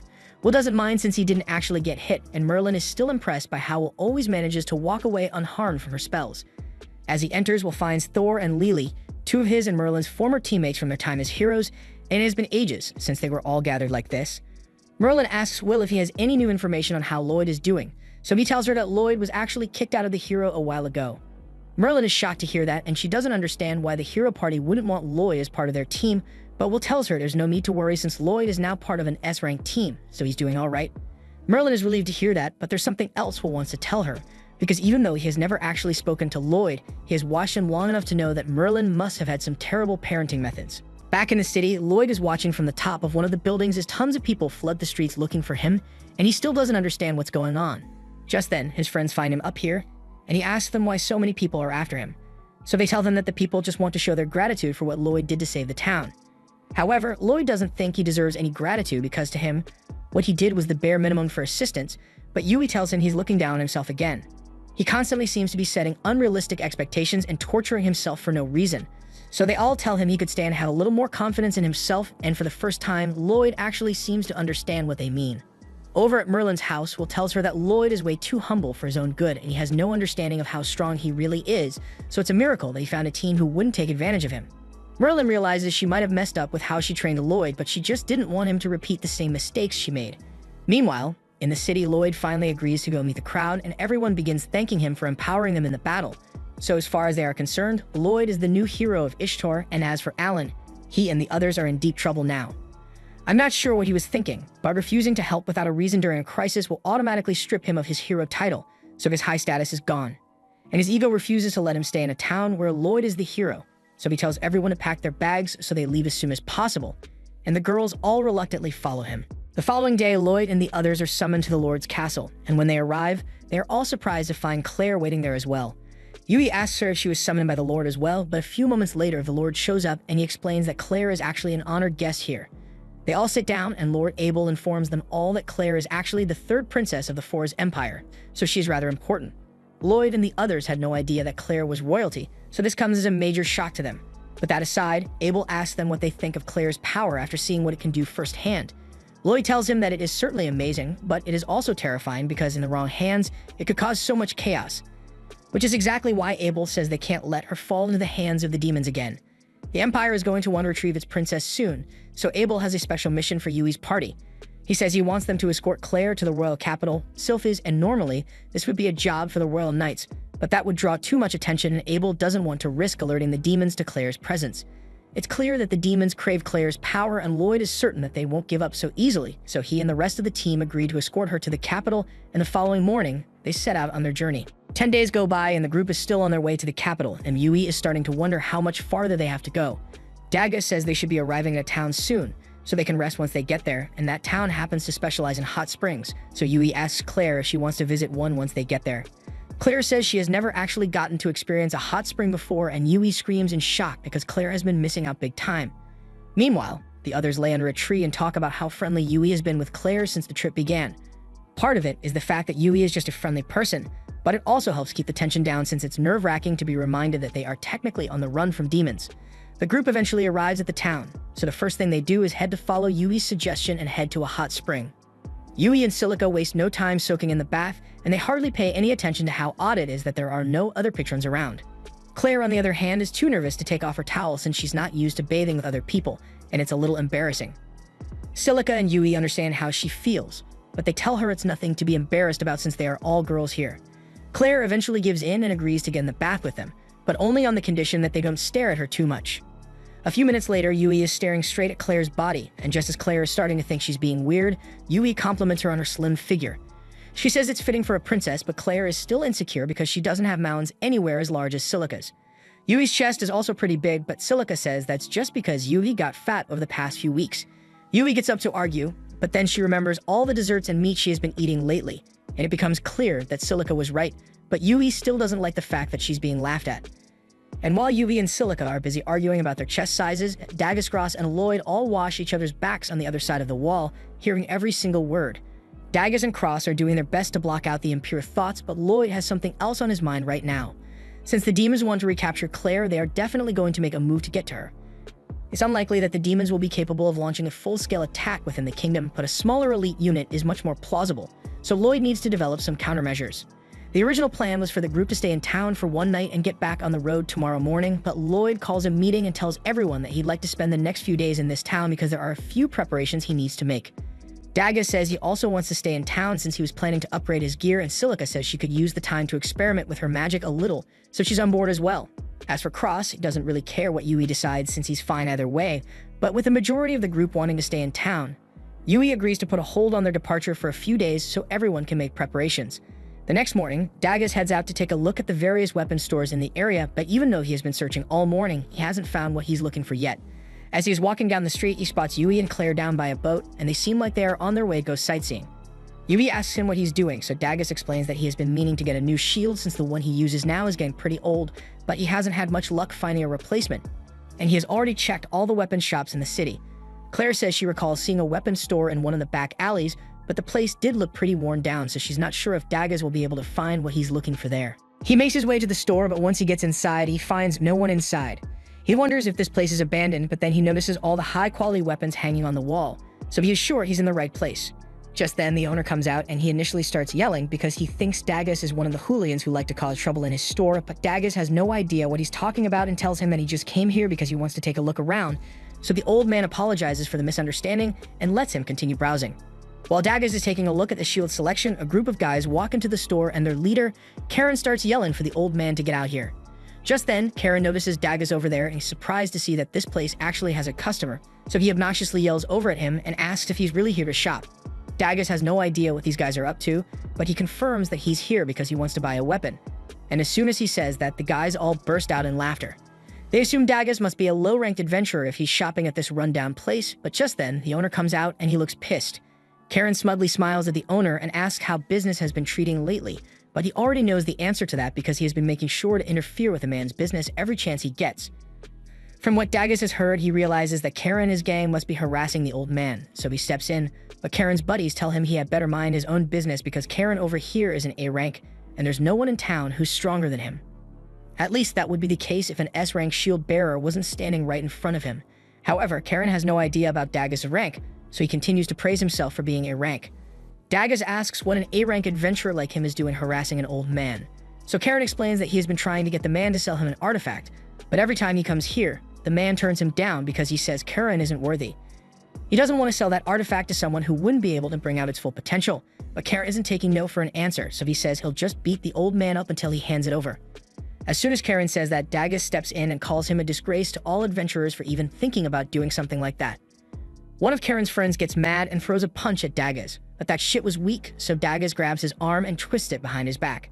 He then pulls his shield out of storage and rams the entire group out of the store, leaving Karen incredibly confused because he thought Dagus was just some random low-rank adventurer. But Dagus calmly pulls out his adventurer's ID and informs them that he's S-rank. He would have mentioned it earlier, but he thinks bragging about your rank is lame, so he didn't want to stoop down to their level. After everything that just happened, the old man has made up his mind, so he gets Dagus' attention and says he has a favor he'd like to ask of him. Meanwhile, back at the inn, Lloyd is busy working on his magic when Yui and Claire get back from their sightseeing. Yui asks him what he's doing, so he tells her he's trying to improve on his support spells, although he is also considering learning some new magic as well, but he's not sure what to try. Yui suggests that Lloyd should learn some attack spells, and he says he could do that, but he doesn't think it'd do much good since he's sure Silica's attack spells are better than anything he could do, and for once, Yui can understand why Lloyd would feel inferior since it's nearly impossible to find a mage as powerful as Silica, so her magic is no joke. Meanwhile, Silica is out in the forest training her magic. During the last battle, if Lloyd and Claire hadn't shown up when they did, then she is certain that they would have died. She can't keep relying on Lloyd to save the day, so she wants to get stronger, and to do that, she's going to have to upgrade her spells. She spends the next few hours working on a high-level fire spell, but so far, she hasn't been able to get it to work without it exploding in her face. However, she refuses to give up because this is all part of the learning process. Back at the inn, Lloyd and the others are having some tea, and Yui tells him that it's not a stretch to say that Silica is a genius when it comes to magic, but her raw talent for magic isn't what makes her special. It's the fact that she won't quit until she masters a spell, no matter how hard it is or how long it takes. And that resilience is being showcased right now because Silica is still hard at work training her new spell, and she's finally starting to make progress because it didn't blow up in her face this time. She is excited that she finally managed to maintain control over the spell, but she might have gotten a little too excited because she ends up slipping off the rock she was standing on, and once her footing is lost, her control over the spell crumbles as well, so a huge explosion goes off in the forest. Fortunately, Silica managed to survive the blast mostly unharmed, and she's glad she didn't accidentally start a forest fire, but she can't believe she made such a silly mistake. Whenever she's in public, she always makes sure to keep track of her surroundings, but when she's alone, she tends to let her guard down too much. Her clothes are pretty much ruined now, so she thinks she should end her training here and head home for the day. However, a moment later, she hears something rustling in the bushes, and the first thought that goes through her head is that it might be a monster, in which case she's screwed because she pretty much already used up her magic reserves, but fortunately, it turns out to be Dagus. They are both surprised to see each other, so Silica asks Dagus what he's doing out here. It's kind of a long story. When the old man said he had a favor to ask, he proceeded to show Dagus a great shield forged by one of the best blacksmiths in Ryamans. This shield is known as Aegis, and Curran was trying to get his hands on it because it is able to block any attack and is practically indestructible. Dagus could tell at a glance that the shield was special, but the old man tells him it's very heavy, so most adventurers wouldn't be able to wield it properly. That's why he refused to let Curran buy it, because he couldn't bear to see such a work of art go to waste in the hands of an incapable adventurer. Plus, Curran was really annoying, so he wouldn't have sold it to him even if he was strong enough to use it. However, it's a different story with Dagus, so the old man says he's willing to just give the shield to him. Dagus is surprised and asks if it's really okay for the man to give away such a valuable shield, and the man says it's fine, but he does have one condition. Since earlier this morning, people have been hearing strange explosions in the forest, and they are all too scared to go check it out, so the man wanted Dagus to investigate in exchange for the shield. Silica knew the explosions were loud, but she had no idea her training was scaring the townspeople so much. However, Dagus points to the giant crater in the ground and tells her it's hard not to be scared when spells capable of that much damage are being thrown around. After that, Dagus takes Silica to the old man, and she apologizes profusely for all the trouble she caused. The man says it's alright since Silica did fix the crater she created, so there was no harm done. He tells Dagus he can take the shield now, but he doesn't think he actually earned it since his friend was the one behind the disturbance in the first place. However, the man still wants him to have it anyway because he respects Dagus as an adventurer. After returning home, Silica and Dagus tell the others all about what happened today, and Dagus shows them the shield he was given. They are all impressed that he managed to acquire a legendary shield and amazed that Silica has already mastered a new spell. Yui then asks her to demonstrate it later. Seeing Dagus and Silica improve their capabilities so much in one day makes Lloyd want to grow even stronger to keep up with them, and Cross is feeling a bit left out since he didn't do much today. Yui tells them there's no point in rushing since she's sure they'll all continue to grow stronger, but in the meantime, she says it's time to get some food, so she drags Claire off so they can go to a restaurant together. The next morning, Cross takes a walk through town, and he's putting some serious thought into what he can do to get stronger. He can't let himself fall behind the others in strength, but getting a new weapon or training in the woods wouldn't make much of a difference for him, so he's not sure what to do. Just then, a young boy happens to bump into Cross, and he apologizes for the mistake, but Cross tells him not to worry about it since it's not a big deal. He notices that the boy has an adventurer tag around his neck, so he asks him if he's registered with the guild. The boy confirms it, and when he finds out that Cross is also an adventurer, he says he has a request and asks Cross to join his party. Normally, Cross would have turned him down, but the boy looked so desperate that he couldn't bring himself to say no. Besides, he's got some time to spare, so he might as well go along with it. The boy's name is Lin, and he brings Cross over to the town's adventurers guild so they can get started. Cross notices that Lin is carrying a bow and arrows, so he must be an archer as well, but that makes him wonder why Lin has been going around without a party when archers aren't suited for solo adventuring. However, it's not long before everyone in the guild recognizes Lin and starts talking about how sorry they feel for Cross since the boy will do nothing but drag him down. It doesn't take a genius to figure out that Lin is a walking disaster when it comes to using a bow, so no one wants anything to do with him, and Lin apologizes for not mentioning it earlier. He reveals that he is actually E rank, and he understands if Cross doesn't want to help a loser like him anymore. Cross says he's not leaving. To make Lin feel better, he tells him that he's also trying to find a way to grow stronger, so Lin assumes that means Cross must be low ranked just like him and cheers up because that makes them low ranked brothers. Cross decides it's not worth correcting Lin's misunderstanding, so he says they should start by looking for a quest on the notice board. While Cross is busy with Lin, Yui is out in town looking for a great dessert shop she heard about earlier, but she's starting to get worried about gaining weight from all the food she's been eating lately. Just then, Yui hears a commotion to her right, so she turns and sees a pompous noblewoman yelling at a boy for getting mud on her dress. The boy is terrified and apologizes for the mistake, but isn't about the dress anymore. The noblewoman just wanted an excuse to make him a victim. She orders her guards to take the boy's life, and look at the smile on that man's face. He's been waiting for a reason to kill someone for ages now. The townspeople all know this isn't right, and they want to help, but that woman is the heir to House Windy, and if they did anything to stop her now, they'd just end up as her next victim. The soldier raises his sword, and he is about to cut the boy to pieces, but all of a sudden, Yui yells for him to stop. The woman is outraged and demands to know who would dare to interfere with the orders of someone as powerful as her. Yui has absolutely no clue who this woman is, and she couldn't give a damn either. All she knows is that she's looking at a ratchety, big-back old hag who gets off on bullying the weak, and she won't stand for it. The woman gets flustered and orders her men to kill Yui first, so all of them charge without hesitation. Yui tells the boy to hurry up and get out of here while he has the chance, and as the guards strike, she pulls her sword out of storage to defend herself. The men are all confused because they could have sworn that Yui didn't have a sword a moment ago, and normally seeing something like that would be enough for me to reevaluate whether I really want to be fighting this person, but the woman orders them to keep fighting, so they do as they are told. Meanwhile, Cross and Lin are out on their first quest, and their goal is to kill these red slimes. Cross thinks a mission like this should be easy enough to complete even with Lin's abysmal skill, so he pulls his bow out of storage and gets ready to fire. However, he forgot that he's pretending to be a low-ranked adventurer right now, so after Lin saw him use storage, he had to make up an excuse and said it's just a basic spell one of his friends taught him. Anyway, it's time to take care of the slimes, so Cross takes aim and fires a few arrows straight through the cores of 3 slimes. Lin thinks Cross is amazing, but Cross tells him he can't just sit there and watch, so he should try shooting a few slimes as well. Lin agrees, so he gives it his best shot and launches a few arrows at the slimes, but he has aimed worse than my ranked teammates, so training him is going to take forever. Back in town, Yui is still fighting the guards, and the woman doesn't understand why her men are having so much trouble handling a single girl. The people in the crowd eventually recognize Yui as the famous sword prodigy who attained S rank at the young age of 16. Knowing who she really is, the people understand why the guards haven't been able to beat her, and to be honest, she's probably taking it easy on them, so she doesn't accidentally kill anyone. Yui asks the noblewoman if she's ready to give up yet, but she still has one trick up her sleeve, so she gives the signal for the mage hiding in the crowd to cast the spell.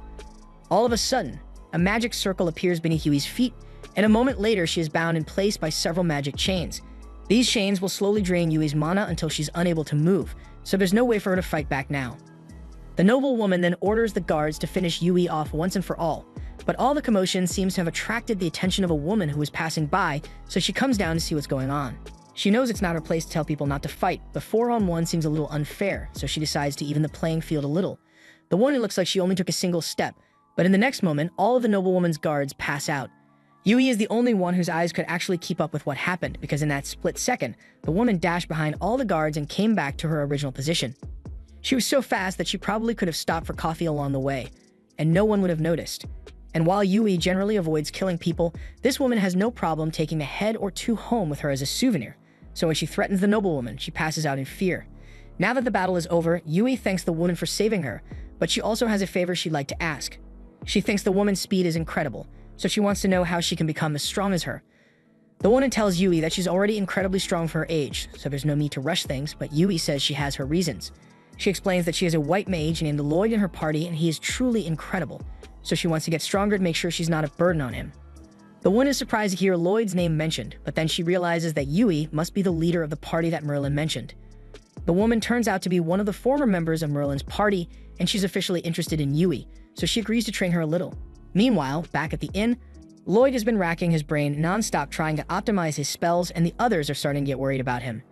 They suggest he should take a break since holding himself up like this isn't good for him, and Claire offers to go on a walk around town with him.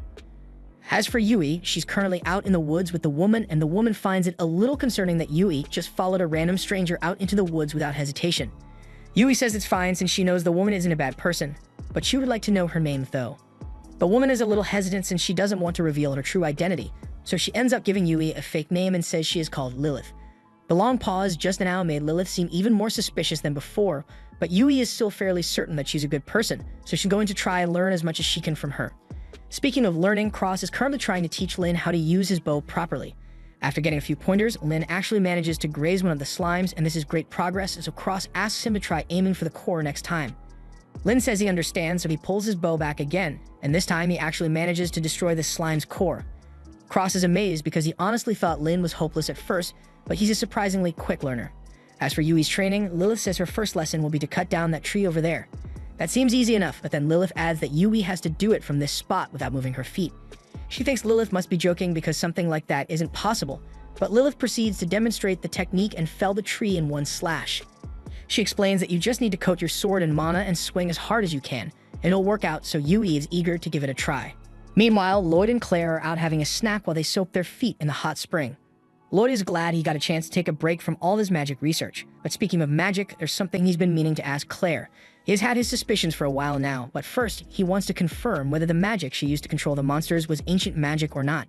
Claire freezes up a bit since she wasn't expecting Lloyd to find out about that, but she does admit that it is indeed ancient magic. That's pretty much what Lloyd expected, since magic as impressive as that couldn't have been developed in the modern era, but that leads him to his second question, so he asks her if it would be possible for him to learn how to use the magic as well, since it might help him with his magic research. But Claire tells him he can't. An ancient magic user is said to only appear once every few centuries when a suitable child is born, and anyone who attempts to use it without having the innate talent faces severe backlash. There are even records of a man who used ancient magic to save a village and lost his life as a result, so Claire tells Lloyd that he can't go messing around with it. Back with Cross and Lin, they finally managed to clear out all the slimes, so their job here is done. This would have been done a lot sooner if Cross could reload his bow instantly, but that's just one of the natural limitations of being an archer. Anyway, he tells Lin they should go down to retrieve the slime material, but just then, Lin spots a giant spider. That thing is a high-level monster, so Lin says they should get out of here. But at this rate, the spider is going to eat all the slime material that they worked so hard to collect. Cross refuses to let all his effort go to waste, so he takes a shot at the spider's head, but a single arrow isn't going to be enough to damage it. Just then, Lin comes up with an idea and tells Cross to try rapid firing. Cross tries telling him that's not possible, but Lin tells him to shut up for a second and start using his storage spell more proactively. Cross had never even considered that before, but he decides to give it a try, and after firing one arrow, he uses his storage spell to summon another arrow in its place, effectively eliminating his reload time and allowing him to pierce the spider's shell. As for Yui's training, she's been practicing the mana slash all day, but she can't seem to get the hang of it. Lilith can see that she's doing her best, but she might need a little motivation, so she lets herself get attacked by a roaming panther, forcing Yui to jump in to save her. She finally managed to perform the technique, and she is extremely happy, but she also exhausted herself with all the training, so she passes out a few moments later and Lilith is forced to catch her. That night, Lloyd and the others are all sitting around the table, and they are starting to get worried since Yui isn't home yet, but just then, Lloyd hears something at the front door, and when he goes to check it out, he finds Yui laying on the doorstep, and around the block, we see Lilith walking off into the night. The next morning, the group is set to resume their journey, but Lloyd seems really upset. He feels bad because everyone else managed to learn such amazing skills, while the only thing he managed to do was optimize all of his spells, learn a few new attack spells for large-scale battles, and develop an original search spell. Somehow in Lloyd's head, none of that is as impressive as what the others did, and the group is really getting sick of how little he values himself. Over in the demon world, after his plan to conquer that town failed, the demon general was forced to report just how much of a failure he is to the demon lord. The demon lord is incredibly disappointed with the general because the army of monsters was meant to be the cornerstone of their invasion of the human world. He regrets putting so much faith in him. But it's too late to come up with another plan, so the demon lord orders the general to locate Claire and resume the invasion plan, otherwise, he'll be stripped of his position. The general has no choice but to obey, but how is he supposed to find Claire when he's got no clue where she is? At that moment, the count shows up in front of the general, and he is pissed because the count ditched him as soon as the plan failed. However, before he could strangle him to death, the count tells him to wait because he has valuable information to give. He tells the general that Claire is currently on her way to the royal capital, and she is being escorted by a party of S-rank adventurers. He even offers to help the general capture her because he wants to make up for ditching him, and the general doesn't have many options, so he accepts his offer. Meanwhile, Lloyd and the others are still on the road, but tensions seem to be running high because everyone goes into full-on attack mode when a bunny jumps out of a bush. Lloyd does a quick scan and tells everyone they can relax because there are no demons in the area. They are all relieved, but that little jump scare put them on edge, so they decide to take a break to calm down. While they are all sitting under the trees, Yui notices that Lloyd is smiling a lot, so she asks what that's all about. Lloyd says it just makes him happy to see that everyone has improved so much. Yui can already see where this is going, so she asks Lloyd about his own improvements, and unsurprisingly, Lloyd says he has been doing his best so far, but he needs to work even harder so he doesn't become a burden to the others. This is the 7th time they had to talk to Lloyd about this, but he still doesn't seem to get it, so Yui tells him to think back to the celebration that was held for him back in town. Lloyd says he understands that he's not incompetent now, but he still thinks he could do better to keep up with everyone on the team. However, the others tell him that the only reason they've been training so hard recently is because they are trying to keep up with him. Lloyd tries telling them that his skills are nothing special compared to his master, and while the others don't exactly know who Lloyd's master is, Claire, for one, can say for certain that from what she has seen, Lloyd is the most powerful person on this team. Yui tells him he needs to start recognizing what he's capable of, because if he keeps underestimating himself, then he will never be able to draw out his full power in battle. Lloyd was barely following along just now, but he gets what the others are trying to tell him, so he promises to be more confident in himself from now on. Meanwhile, the one who gave Lloyd all his confidence issues is currently in the royal capital looking for an old friend. Her search leads her to the royal castle, so she tries to head inside, but the guards stop her at the gate because only authorized people are allowed to enter. Now Merlin could have easily gone invisible or flown over the wall or something, but instead, she uses magic to put the guards in a genjutsu. She then heads into the castle, and she eventually comes across a library that seems interesting, but this is all just part of an elaborate illusion. She walks over to one of the back walls, and with the wave of a finger, she dispels the illusion magic on it, revealing a hidden door. She was just about to knock, but before she could, Lowen came out to welcome her. She could tell the unexpected visitor was Merlin because her mana has a nice scent to it, and it's nice to see her again, so they sit down for some tea. First things first, Lowen informs Merlin that the previous demon lord's son is now in charge of the demon magocracy, but they've been low for the past few years, so things here have been pretty peaceful. Merlin thinks the Emperor must like Lowen a whole lot to be letting her use the castle library as her research lab, but things just kind of turned out this way when Lowen tried mimicking some of Merlin's magic. Merlin says she doesn't have any magic that's worth mimicking, but Lowen calls BS on that and reminds Merlin that she's the one who originally developed the technique to use storage magic, and she can cast countless spells without needing an incantation, all achieved by applying her personal analysis of ancient magic. Merlin says those were all necessary innovations to defeat the Demon Lord, but speaking of the Demon Lord, Merlin wants Lowen to take a look at this book. It's only half of the original grimoire, but Merlin wants Lowen to check if it still contains the power to seal the Demon Lord away. Lowen asks if Merlin thinks the Demon Lord is going to attack again, but right now it's just a possibility, and she wants to be prepared in case. Back with Lloyd and the others, they are making great time, so they should arrive in the town of Shores in the next few hours, and from there, it'll only take a day to get to the capital. Claire is feeling a little uneasy since it's going to get dark soon, and if they don't get out of the forest before nightfall, it might end up getting attacked by monsters. Cross doesn't think that will be an issue since Claire has the power to control monsters, but she reminds him that the spell still takes a while to cast, so if they get caught off guard, she won't have enough time to activate it.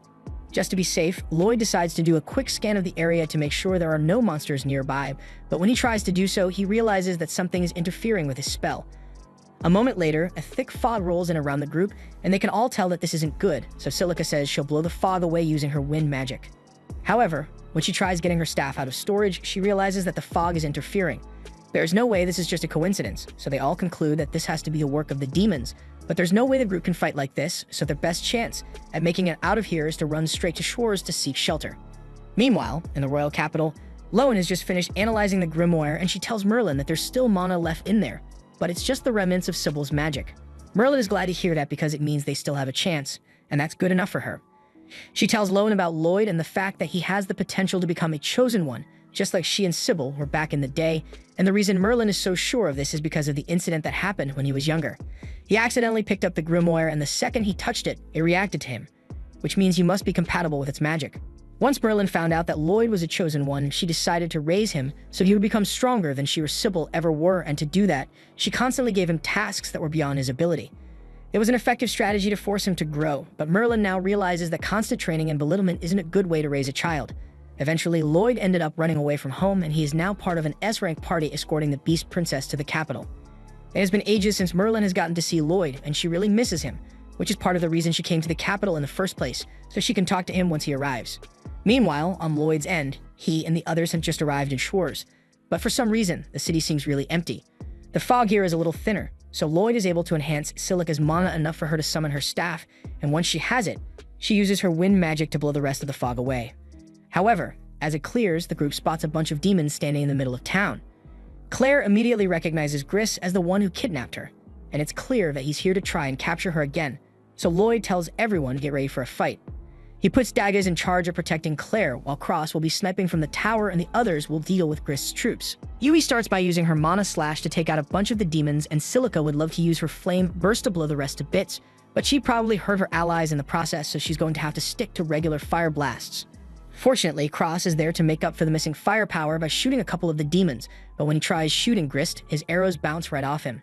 Yui steps in and attempts to take him down with her mana slash, but Grist barely flinches and goes straight for Claire. Dagus blocks Grist's strike, and Yui tries to take advantage of the opening by sneaking up behind him, but when she brings her sword down, it doesn't make contact for some reason. Lloyd realizes that Grist is using mana as armor to protect himself from their attacks, and Grist is impressed that he was able to figure it out so quickly, so he assumes Lloyd must have been the one who interfered with the attack on Ishtar. He jumps into the sky and prepares to attack Lloyd, but since he's so far away, it gives Silica the perfect opportunity to hit him with a flame burst. That was the most powerful spell she's got, but it still wasn't enough to get through Grist's mana armor, to be still in one piece, and they are running out of options. The remaining demons begin to surround them, but all of a sudden, ice magic begins to erupt from the ground, and all the demons in the area are frozen solid. The one responsible for all this is the ice hero, Therion, and he says he's here to make sure Claire is safe. Meanwhile, up on a nearby cliff, the Count is starting to worry that his plan might fail again, so he prepares to create more magic-dampening mist, but before he could do so, he is interrupted by Will. The Count is surprised that someone managed to find him all the way up here, so he asks him what he wants, and Will says the mist he's making is really inconvenient, so he came to cut it off at the source. Back in the city, Therion jumps down to meet the others, and he tells them they are ridiculously weak for S-rank adventurers, but he will give them credit for keeping Claire safe till now. Claire runs over to him in excitement, and when Lloyd asks who this guy is, she explains that he is her childhood friend Therion, the ice hero. The others are surprised to learn that Therion is a hero, and Lloyd asks if that means he's the emissary who was sent to collect Claire, but that's not the case. In fact, Therion technically isn't supposed to be here, but he couldn't stand the thought of leaving Claire's safety in the hands of a bunch of lousy adventurers. Claire tells Therion that talking like that to the people who saved her life isn't nice, and he clearly has a soft spot for Claire, so he calms down for now. Just then, Grist manages to break free from Therion's ice, so Therion tells everyone to stand back because he's going to deal with this on his own. He sends another ice attack towards Grist, but it barely does anything, so Therion is going to have to take this fight seriously if he wants to beat him. Grist is impressed with Therion's abilities because not only is he casting magic without using a chant, he is also using his body as a catalyst without freezing himself. Therion explains that his body has an affinity for all ice magic, and it has been that way ever since he was born, but there's no point in explaining the details to Grist because he's going to be dead soon. Therion then proceeds to drop a large cluster of ice on top of him, and this actually scares Grist enough to force him to dodge, so it is confirmed that he can still take damage.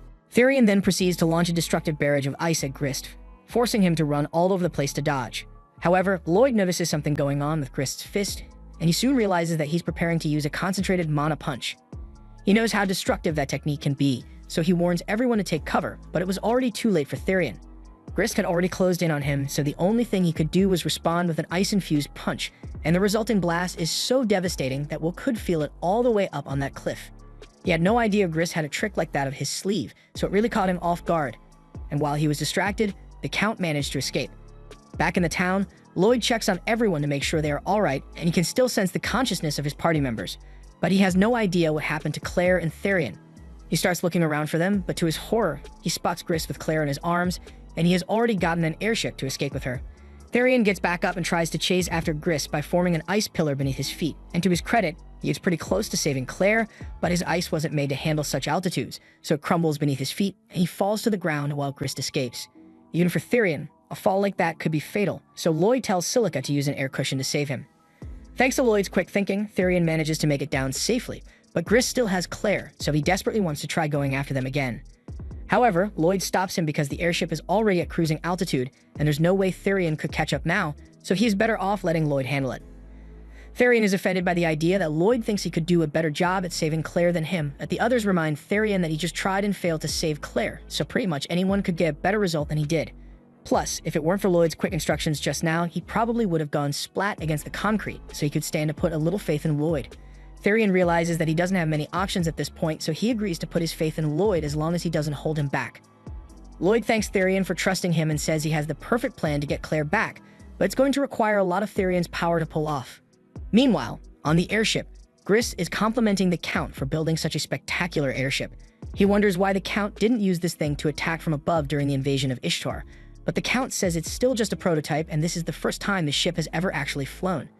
Hearing that makes Grist a little nervous, but the Count assures him that this is all perfectly safe, and there's no risk of sudden engine failure because he finally secured the perfect power source, a fragment of the body of the former demon lord.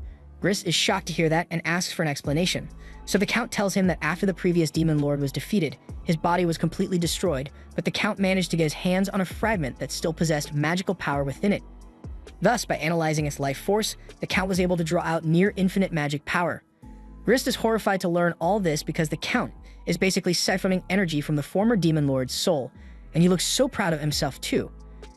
The Count says he wants to see many interesting things in this world, especially the sight of terrifyingly powerful monsters, and the mere thought of having them all under his control gets him bricked up. Grist looks at the Count in utter disgust because he just realized, damn, this bastard is crazier than I am. Before the Count could say any more out-of-pocket shit, an alarm goes off, so the two look at the monitors and see Lloyd and the others approaching. They manage to make it all the way up here by using Therion's ice in combination with the anti-gravity magic that Lloyd recently learned. He still needs to figure out a few bugs since the range is limited, but it is perfect for this situation. The group eventually manages to board the ship, and they demand that Claire be released immediately, so Grist races to the top deck to go confront them. He is amazed by how persistent they are, but he doesn't plan on releasing Claire anytime soon, so he charges at them to attack. In a fraction of a second, Lloyd casts enhancement magic on everyone at the same time, and they all jump out of the way to avoid Grist's strike, but when Therion tries to retaliate, his ice sword shatters on contact. Grist's mana armor is still as strong as it was on the ground, but Lloyd has a plan to deal with it. So while Grist is distracted, he casts a small spell on him. Lloyd then gives the signal for everyone to jump Grist, so they go all out, forcing Grist to use his mana armor over and over. But they aren't making much progress, and Therion ends up getting slammed against a wall. Grist laughs at the fact that Therion and the others thought they could beat him with such weak attacks, but Therion says they never actually expected those attacks to get through Grist's shield. Grist doesn't understand what Therion means by that, but it probably isn't important anyway, so he charges forward to finish Therion off with a condensed mana punch. However, Daggers manages to get in front of him to block the attack, but then something strange happened. Grist's arm suddenly freezes solid and shatters into dozens of pieces. Grist is in disbelief after what just happened, because none of Therion's attacks connected, but Therion explains that he wasn't hit with a regular attack, and that right there is the result of severe frostbite. Earlier, the Lloyd used magic to cast a spell that would inhibit Grist's pain so he wouldn't be able to feel his body freezing, and as for how Therion managed to freeze Grist's body in the first place. Since the fight began, he has been releasing a steady stream of cold energy in Grist's direction, and normally it would have been for Grist to block it out with his mana armor, but since he was so busy blocking all their other attacks, he couldn't tell that his body was slowly freezing. Everything went exactly how Lloyd had planned, and now that Grist has lost an arm, he doesn't stand a chance against Lloyd and the others. Lloyd demands that Grist return Claire to them, and Grist is starting to panic at the thought of losing, so he turns around and runs back to the lower deck. Once he is down there, he tells the Count to release all the monsters he has in those cages, and the Count is taken aback by Grist's request, because he literally told Grist that those monsters are terrifying and he doesn't have proper control over them yet. Releasing the monsters now would be a seriously bad idea, but Grist is already fiddling with the lock to open it. The others soon come chasing after Grist, and as soon as Therion spots Claire, he demands that she be released, but instead, Grist releases all the monsters the Count had captured. He commands the monsters to strike at Lloyd and his companions, only for one of the snakes to lash out at him instead. The Count mentioned earlier that he hasn't perfected the control system yet, so the monsters won't take orders from anyone right now. But luckily, the Count had prepared a special prototype for a situation like this, so he pulls it out from the floorboards and activates the magic crystal, sending out a sound wave to take control of the monsters' minds. The monsters stop moving for a moment as a result, and Therion takes advantage of the opportunity to go get Claire. He manages to get to her cage and break her out by freezing the shell, but by then, the Count had already started ordering the monsters to attack Lloyd's group, so getting out of here is going to be really difficult. They all prepare to fight their way out, but before they could begin their attack, Claire stops them all because she doesn't want to let innocent monsters get hurt. She tells them she can handle it herself, so she starts singing to soothe the monsters using her ancient magic, and sure enough, the monsters all freeze in their tracks as soon as they hear her song. Claire's song takes a good 30 seconds to take effect, and the Count could have done something to try and stop her, but he was so excited to see ancient magic up close that the only thing he could think about was recording Claire's song. However, while Claire was singing, the Demon Lord fragment began to react, so a moment later, the entire ship begins to veer off course. The Count realizes something is wrong and begins trying to figure out what happened because at this rate, the ship might crash. At first, he wonders whether the monsters that Claire took control of might have something to do with it, but that's not the case.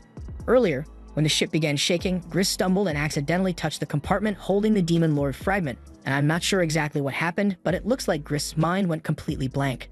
The Count deduces that Claire's ancient magic must have caused the Demon Lord's life force to go crazy, and if nothing is done, then it will probably blow up, taking out the entire ship in the process. The Count quickly pulls it out of the engine to deactivate it, and fortunately, this puts a stop to the threat of an explosion. but the fragment was kind of the power source for the entire ship, so with it, the entire thing starts falling out of the sky. Thanks to Lloyd's gravity magic, everyone manages to stay planted to the ground even through the ship nosediving right now. But they've got bigger issues to worry about because something is going on with Grist over there. He writhes in pain for a few moments, but then he gets up with blank eyes and starts asking to be given the Demon Lord fragment. The Count thinks about it for a moment and realizes that Grist must have become a vessel for the Demon Lords, so if he hands over the fragment, something really interesting is bound to happen. He decides to go for it and tosses the fragment straight at Grist's head, and within moments, a sphere of dark energy surrounds his body. This energy begins pulling all the monsters in the area in to absorb their life force, and inside the sphere, the Demon Lord fragment gets ready to awaken inside Grist's body. Claire falls to her knees in despair as she hears the screams of dozens of monsters being drained of their energy, and a few seconds later, the energy bubble dissipates in a flash of light, revealing an abomination formed from the combination of Grist and all the other monsters. Lloyd recognizes the creature as a chimera because he had read about them in one of Merlin's books a while ago, and it is basically a monster that possesses multiple lives within the same body. Claire is heartbroken to see all those innocent monsters reduced to such a grotesque form, but the Count is delighted because this is far better than anything he could have imagined. However, he ended up getting a little too close, so the monster attacks him and slashes his body in half with one swing. But even on the verge of death, the only thing on the Count's mind was how fascinating this creature is. The Count dies a moment later, and Lloyd and the others are amazed that he was able to die smiling in a situation like this, but now they have to deal with a monster, and they had better come up with a good plan of attack unless they want to end up like the Count. Meanwhile, over in the capital, Merlin and Lowen are walking through the halls, and Lowen asks her if she plans to stay the night, but Merlin responds that there's no alcohol here, and she gets depressed when she's not drunk at night, so she's going to head to a local pub. However, just then, they both notice Will standing by the entrance, and Lowen is delighted because she hasn't seen him in a long time, but she wonders how he managed to get past the guards. Will says there's no need to worry about that because right now he has something important to discuss with them, and Merlin can tell that this is really serious, so she asks Lowen if they can head back into her room to talk for a bit. Back in the airship, the group is about to face the Chimera, so Daggis steps up to defend everyone. Lloyd also buffs in with a defense boost, so as the Chimera attacks, Daggis managed to block it while staying in one piece, but he won't be able to hold out for much longer if things continue like this. And to make matters worse, the ship is still nosediving, so it's only a matter of time before they crash. Lloyd seems oddly calm. Everyone else is starting to panic, so Cross says they should get off the ship as soon as possible. Claire tells everyone she doesn't want to leave the creatures behind because they were all forced to become part of that thing. But Therian tells her it's too late to save them. They all start heading for the exit, but before they could leave, the Chimera blocks their path, so now they are stuck in here. Therian is losing his patience, so he creates an ice sword and is about to cut that thing down, but Claire stops him because she doesn't want to hurt it. The others understand that Claire cares about the innocent monsters, but for God's sake, Claire, this is life or death, so they need to take that thing out as soon as possible. Yui and Cross both try to hit it with their best attacks, but nothing seems to be working, and they only have a few minutes before the ship hits the ground, so things aren't looking good for them. Meanwhile, Merlin and Will teleport out into the forest to look for Lloyd and the others, and after a brief scan of the area, Merlin manages to locate the ship heading straight into a canyon, so she relays the information to Will, and he teleports both of them to intercept the group. At the same time, inside the ship, everyone is starting to panic because they are getting really close to the ground, but the Chimera is still blocking their path. Silica tries using a wind spell to push it out of the way, but the monster simply swats it away, so she's not sure what to do now. Lloyd thinks about jumping out of the window for a second, but the holes are way too small for them to fit through, so that plan won't work. However, looking at the terrain outside reminds Lloyd that the ship is currently tilted towards the ground, and the only reason they are able to stand upright right now is because of his gravity magic, so he decides to use that to his advantage. He tells everyone to go up against the wall and put their weapons away for now, and they all do as he says since they trust him, but they have no clue what he's trying to accomplish. Now that everyone is in position, Lloyd casts a spell to cancel out the gravity magic he used earlier, and all of a sudden, everyone aboard begins sliding across the tilted floor, including the Chimera. This buys them enough time to escape while the monster is stuck trying to regain its footing, so Therian grabs Claire, and they all run towards the exit. As they are leaving, the Chimera tries launching a fire and wind blast at the group to stop them, but Lloyd notices it in time and creates a shield to block the blast. Everyone is okay thanks to him, but the ship is still going down, so they won't be safe until they get off it. Lloyd asks Therian to create an ice platform so they can get off the ship, and he begins doing so, but just as the platform was about to be formed, the Chimera bursts out from the lower deck in a ball of fire. The flames are so hot that they instantly melt Therian's ice, so the escape platform isn't an option anymore, meaning there's only one option left. Lloyd grabs both Yuri and Silica and tells everyone else that they need to jump off the ship right now. Cross argues that doing that would be reckless since they don't have anywhere to land, but then again, if they don't do anything, they'll hit the ground anyway. So everyone follows Lloyd's lead and takes a leap of faith. As they all plummet to the ground, Lloyd asks Therian to create an ice slab beneath their feet, and after he does, they are all able to stand on it. However, they are still falling at high speed, and the ground is getting closer, so Silica says she'll use her air pressure spell to slow them down. Lloyd casts a buff on her to make her spell more effective, and just as they are about to hit the ground, Silica manages to use air press to stop the ice platform, buying them enough time to jump off before it finally hits the ground. They are all relieved to be back on solid ground, and it's all thanks to Lloyd and Silica's quick thinking, so the team thanks them for their hard work. Meanwhile, Therian is left speechless because he had always thought working in teams was something only weak people do, but he knows they never would have made it out of there without Lloyd's help. A few moments later, the airship comes crashing down next to the group, and it goes up in a fiery explosion afterwards, so it's a good thing they managed to escape in time. However, the Chimera was still aboard when the crash landed, and Claire is devastated at the thought that all the innocent monsters' souls in the Chimera perished. However, a few seconds after that, the group hears a deafening roar coming from the ship's wreckage, and before long, they see the Chimera emerge unharmed. They can hardly believe that it managed to survive the crash, but it looks really pissed, and it's probably going to come after them again. So Lloyd tells everyone to run into the woods for cover before it attacks. At the same time, Merlin and Will have just teleported onto some nearby mountains, and Merlin has a lock on Lloyd's position, but she sees him hiding out in the woods with his friends, so she wonders what he's doing. Meanwhile, Lloyd and the others are freaking out because they don't know what to do. They've never encountered a monster like this before, but Lloyd has a theory to explain how this all happened. Back when Claire used her ancient magic to calm the monsters down on the airship, some of the Count's magic began to react to it as well, and after that was when Grist began acting weird. Lloyd remembers him saying something about a Demon Lord fragment, so it's likely that the awakened fragment is searching for a body for the Demon Lord's revival, which is why it absorbed all those monsters earlier. With that said, he has no idea why the monster has been chasing after them so relentlessly. Yui suggests it might be searching for Claire because even if he was transformed, Grist's mind is probably still in there, and the only thing he wanted to do was capture her. If that's the case, then even if they somehow manage to slip past it, the Chimera is never going to stop chasing them until it gets its hands on Claire. Therian says their only choice here is to kill it, but Claire still doesn't like the idea of harming the monsters inside. For her sake, Silica asks Lloyd if he can think of a way for them to defeat the Chimera without killing it, and he does have something in mind, but it's going to be incredibly risky. He suggests that if Claire sings while Lloyd uses enhancement magic on her, she should be able to convey her feelings to the fragment, and it might be enough to force it to go back to normal. The others are too confident in the plan since it's the equivalent of Claire telling the Chimera, "Chill out, bro," but it's the only way to avoid killing it, so she's willing to try. However, before they could get to work, Merlin suddenly shows up and tells Lloyd he can't do that because ancient magic is too dangerous. Lloyd is surprised to see her here, and she goes on to say that ancient magic is way too dangerous for Lloyd to be involved in the casting process. Lloyd says he understands the risks involved, but he is certain that he can pull this off because he knows his own strength. Merlin angrily reminds him that she warned him never to become overconfident because it would be his downfall. However, Lloyd says he isn't being overconfident, he is just acknowledging his capabilities. He knows he still has a long way to go before he'd be able to surpass Merlin, but right now, his friends need his help, so he has to do this. Lloyd and the others run past Merlin, and she was so stunned by Lloyd's speech that she just let them go. She tries to convince herself that Lloyd casting ancient magic won't result in a catastrophe like last time, but she can't help but worry. Meanwhile, Lloyd and the others have begun their battle against the Chimera, and while Therian distracts it with a hail of icicles, Lloyd gets in close and jams his staff into the Chimera's torso to prepare for Claire's song. Once he's in position, he tells her to start singing, so she does so, and Lloyd begins modifying her spell in real time to amplify its effectiveness. He is struggling a lot with this, but eventually, the monsters that were absorbed begin to fall out of the Chimera's body, so it looks like it's working, but a moment later, Lloyd realizes that a dark portal has opened up behind him. By the time the others figure out what's going on, they see Lloyd being sucked away, and Merlin realizes this is the backlash of using ancient magic without inheriting it. Before they could do anything, Lloyd had already drifted through the portal, and if they don't do something soon, Merlin worried that Lloyd might end up stuck in there forever. Meanwhile, on Lloyd's end, he finds himself in a plain white room and sees Grist's body disintegrate next to him. He then spots his own body floating by, and he doesn't understand what's going on. All of a sudden, he hears a voice call out to him, and it explains that Lloyd's mind has been separated from his body, which is why there are two of him right now. Lloyd asks if this is a side effect of the ancient magic he used, so the voice begins explaining what ancient magic really is. It was left behind by beings who have long since transcended the understanding of man. They had the power to manipulate the laws of reality to their will, and even created new spells to challenge the natural order of the world.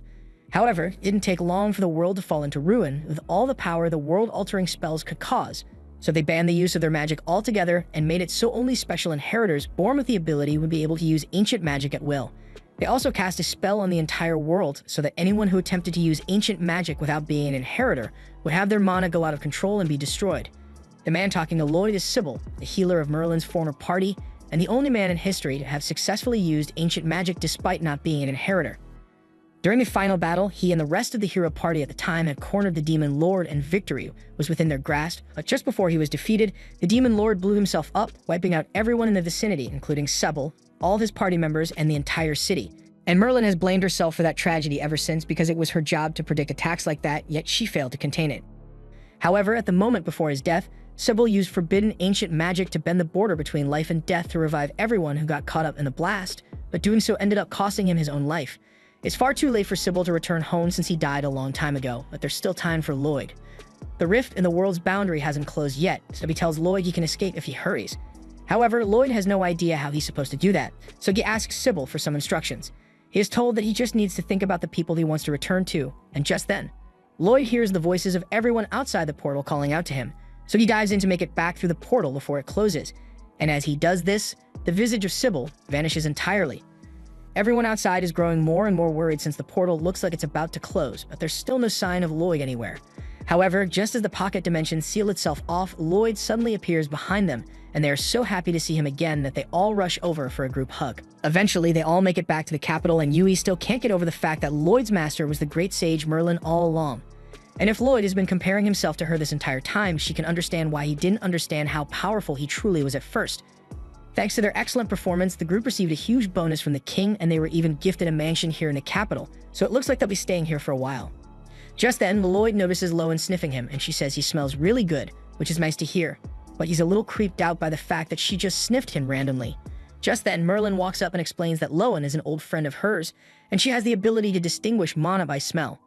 That aside, Lloyd notices that everyone suddenly went silent as soon as Merlin showed up for some reason, but you can't really blame them. Compared to most adventurers, Merlin is practically a god, so they are really nervous around her. Merlin approaches Lloyd and asks him if he's willing to consider coming home with her, but he takes a look at the wonderful friends he made here, and there's no way he could leave them behind. He says he wants to continue being an adventurer in the capital while researching all sorts of magic. Besides, living with Merlin can be a bit of a hassle sometimes, so he'd much rather stay here. The end.